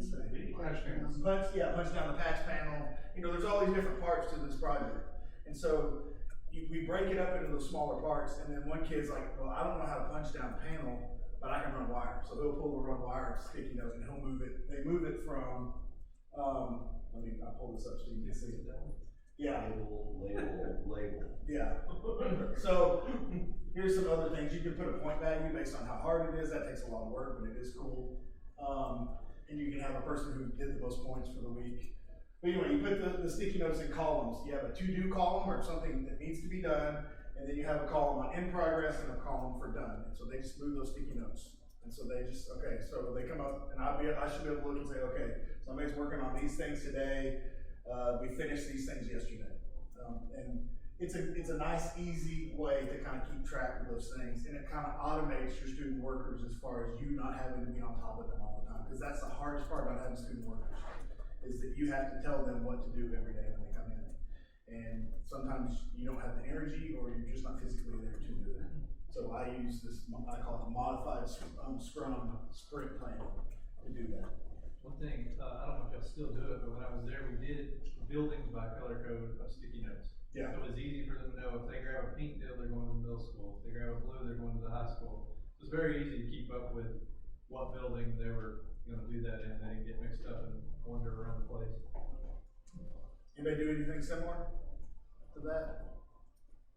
I typically would assign a guy to the tech, kind of as like a little mentor thing, but it keeps the tech's going to already be on the building, typically doing that, like say your project for wiring a lab, we're going to have a tech overviewing it anyways. So a lot of times I would have around the tech be responsible for a group, if there's a lot of kids, group kids, so forth, on specific projects, depending on the tech's, knowledge level on certain subjects. And then another thing, Darsh says, because it's just different from an exec team we had a little bit ago. So in LEARNS, they changed the service hours for high school students. And in that, they changed it to where there used to be a state list of what accounted for service hours that had to be approved by your board and then the state board. Now, it is just your board. So you could take to your board you as a service partner, like your department, and then any work that kids do over the summer for you or through the school year can be considered going towards their service hours. But you can't pay them for it, right? No, you can't pay them in that case, but if you're really broke, you can't pay kids. They can barely pay me. Hey, we can talk about that. Has anybody ever heard of, anybody ever used ACDS? Nobody's familiar with that? That sounds real familiar. You should know it. No, I'm glad I said that thing, because that just, as soon as you said that, that kind of popped in my head and made me think about it. If you don't have the ability to have kids or whatever, ACDS is a program that the state pays for that you can get an intern. The last guy that Jared hired, Prairie Grove actually uses them as an intern. You don't have to pay for this person, the state pays for them. And you can only get them for 3 months, and you can't get them for any more than that. Once the 3 months is done, it's done. But 3 months is pretty much your summertime. So you might look into that, it costs you nothing whatsoever. You can be selective on who you get. I have contact info for that Prairie Grove used. If you want it later, just holler at me, but that's an option for you. I was telling our Greenland guy, he's the only tech in the school, and I was telling him about that, girl back, and he's like, good Lord, man, I need to use that in the summer. I'm like, yes, you do. Just It's free to you. Just one, you can do multiple, you can do 2 or 3. Oh, you can do more than one. One at a time. And so for summer, that works good. I've done interns before, and it's tough because they're needy, not the intern themselves, but it's just like, you have to be a part of that process, and it takes time from you. It's almost harder to have an extra person than it is. If you're looking at them for a short amount of time, by the time you get trained and they know what to do, they leave. But like for the summer, it's perfect. So there's something that I just found out about 2 weeks ago, and it's still in the process, but I don't know how many of you guys are Dell shops for your Chromebooks. Yes.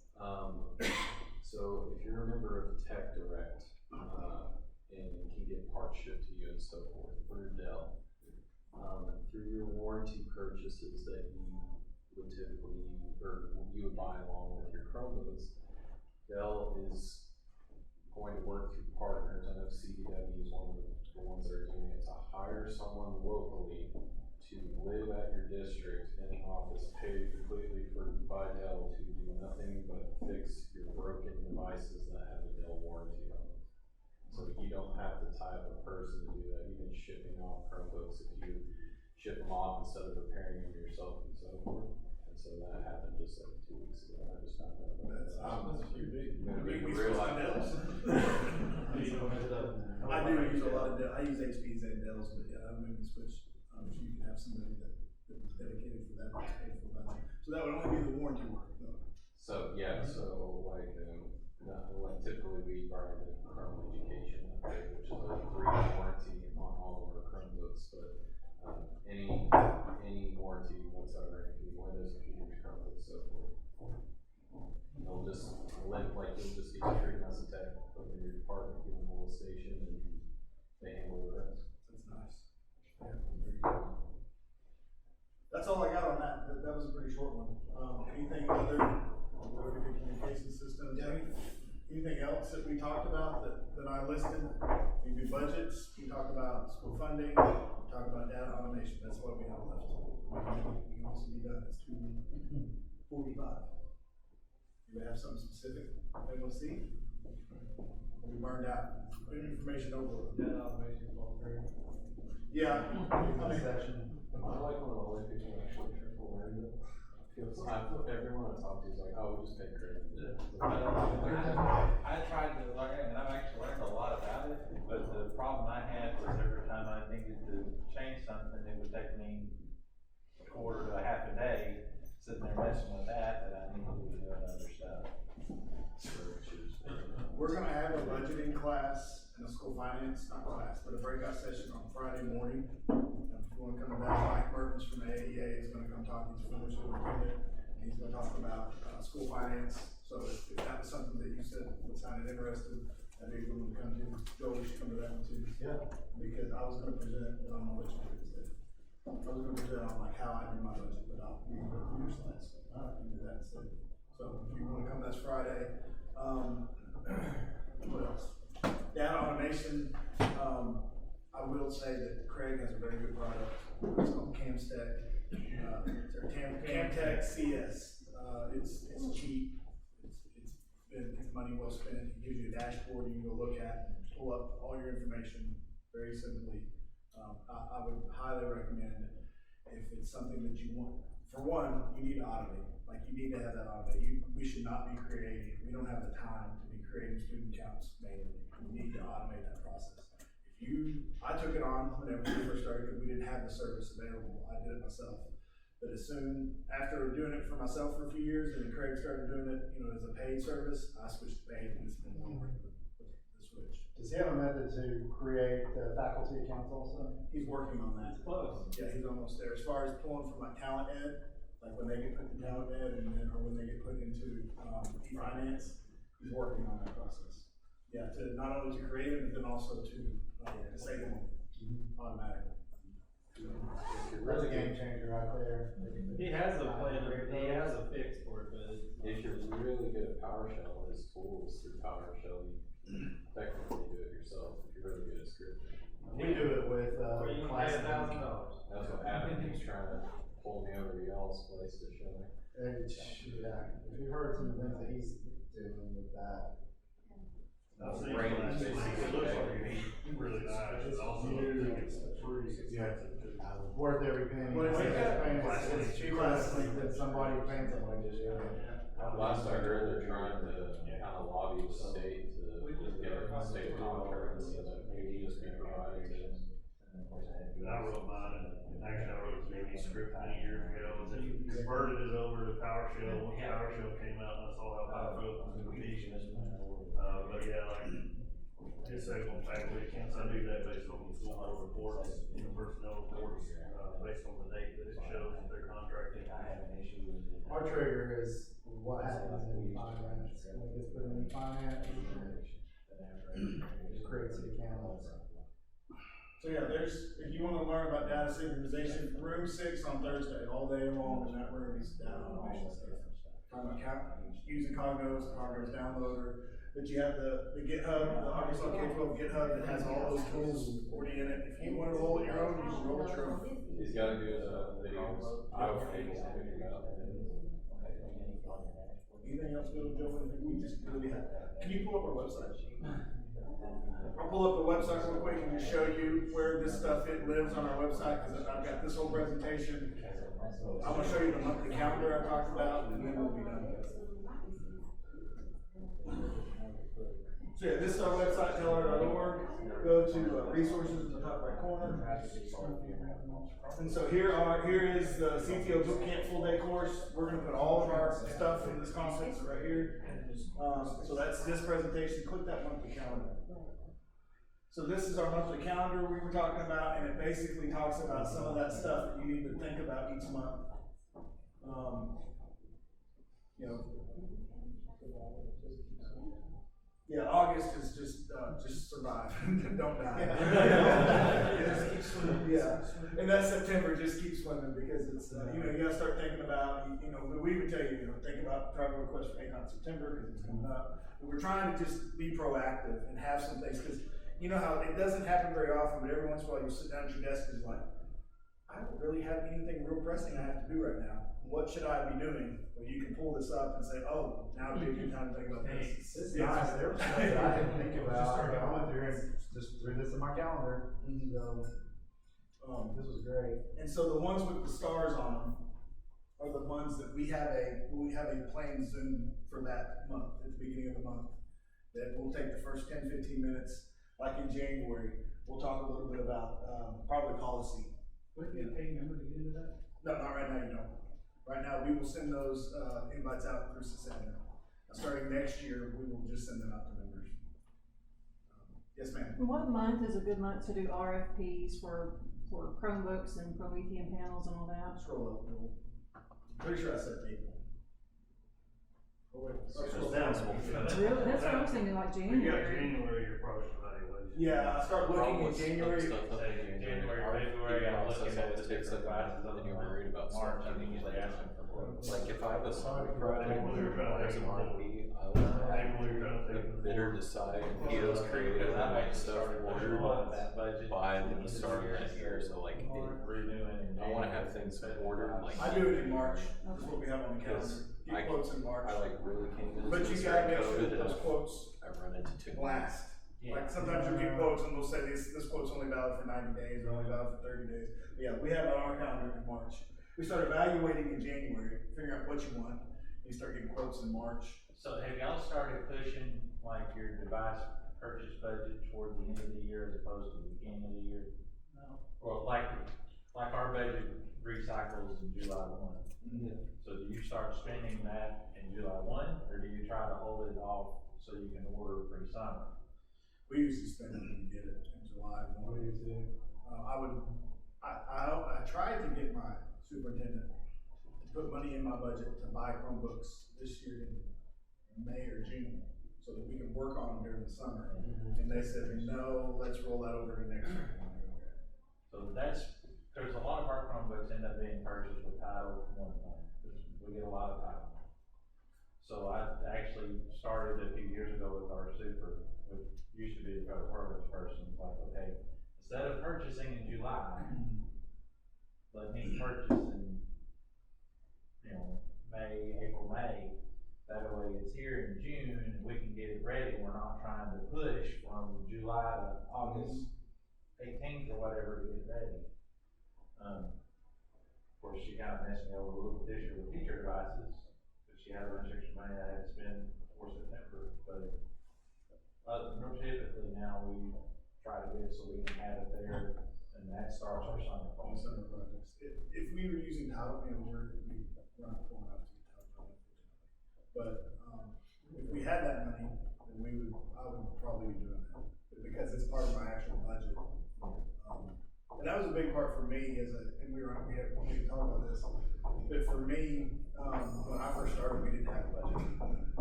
There was nothing that said, okay, technology is allocated this much. They were just we would just spend money and we would have to ask for everything. I don't have to ask anymore. And that's part of, I think, where's that? Budget proposals right there. Yeah, budget proposal. I do that in May. And I have a list of, here's our big project for the year, here's our operating costs, our normal and what I have is my budget from last year, as I'm keeping my budget throughout the year. I have those things categorized in the spreadsheet that automatically calculates it all up for me, so I know how much I spent on this, how much I spent on that, and then I can use that to make my proposal for next year. But yeah, this is a good resource. It's very helpful to just, to keep you in that quadrant 2. If you have time in quadrant 2 and you don't really know what you need to look at because your brain's been fried in September and August, you can pull this up and say, okay, what do I need to be thinking about right now? But if you go back to the website, we also have, yeah, you're good. You're just go to the left. There. Yeah. All right. So we have all our presentations. Like I have one about the start of the school year chaos, and about like summer planning and how we do our checkout. I stole it from Yancey at Elkins, but how we have a checkout system where every teacher gets a bag and they put all their stuff in the bag. As far as like their projector remote, their pins that they use for their board, all that stuff that gets lost every year, they put it all in a bag and they hand it in to the media specialist, and they keep it there, and then they come back and get it when they come back. But it's about the checkout process, the check-in process, and also that start of the school is about that Hell Week, and how we do our whole walkthrough stuff. So that's a good presentation. There's a lot of them in here. Down at the bottom, at the very, there's all our coaching resources. So the CETO certification, the framework of essential skills we talked about, that's right there. You have a CTO evaluation framework, so you can look at, if you want to kind of do a self-evaluation and see what areas your weekend you need to work on, that's a good one. And then here's our yearly calendar, it's on here again. And then this cultivating teamwork presentation is the one I was telling you about, that's the ideal team player. And that's a really good one. If you need interview questions, they're on that presentation. Also those little quizzes to kind of help you. And Bailey was talking about, he did that with his. I did it with my tech team and my admin team. Yeah, do that presentation. It's not super long. You can, it's made for an hour, but you can run through it in 30 minutes. But all that's there on our website under resources. But we would love for you guys, I hope you've enjoyed the class. If this is something that you think is beneficial, please reach out to us and say, hey, we like that. Or if you have ideas on things that you would like to cover, for one, you can develop the class and go teach it, that'd be awesome. But also, you can tell us, hey, we'd really like to have, bring in an expert and talk about this. Or bring in an expert and let's talk about this. But we're always looking for new ideas on things that we can bring to these conferences that are beneficial. Because if you guys are learning from them, we're learning from them too. So we want ideas. Joe, anything to add? Yeah, and if anybody, part of what we brought up at the beginning, when you mentor anybody needing any specific, one-on-one if you just wanna talk about anything that I've done, you know, don't know if I have all the right answers, but I can talk through stuff. I've got a lot of years in. So if anybody ever needs anything from me, you know, reach out. Yeah, especially if you're a new tech director in the room and you want somebody, you wanna get hooked up, somebody come see me or Joel, and we'll get you hooked up with somebody, to just reach out to. I don't have all the answers, Joel doesn't, but we know somebody who does. There's somebody that we know that's in our network that we can help. 100%. That's one of the biggest things I think about being a director, is getting that, Chris Knight calls it his Rolodex. Getting the Rolodex built so you know who, people to call. Like, I have this problem, who do I call? We've been doing this for a while, so we have a pretty good Rolodex of people that, we may not know the answer, but we know who does. When's the Teller conference? Teller conference is February, 1st of February, I can't remember. Keep an eye out for that. Yeah, we'll be sending stuff out about that, starting in December. We'll start sending out information about the Teller conference. I hope you can attend. We'd love for you to be members. One thing that I've been telling people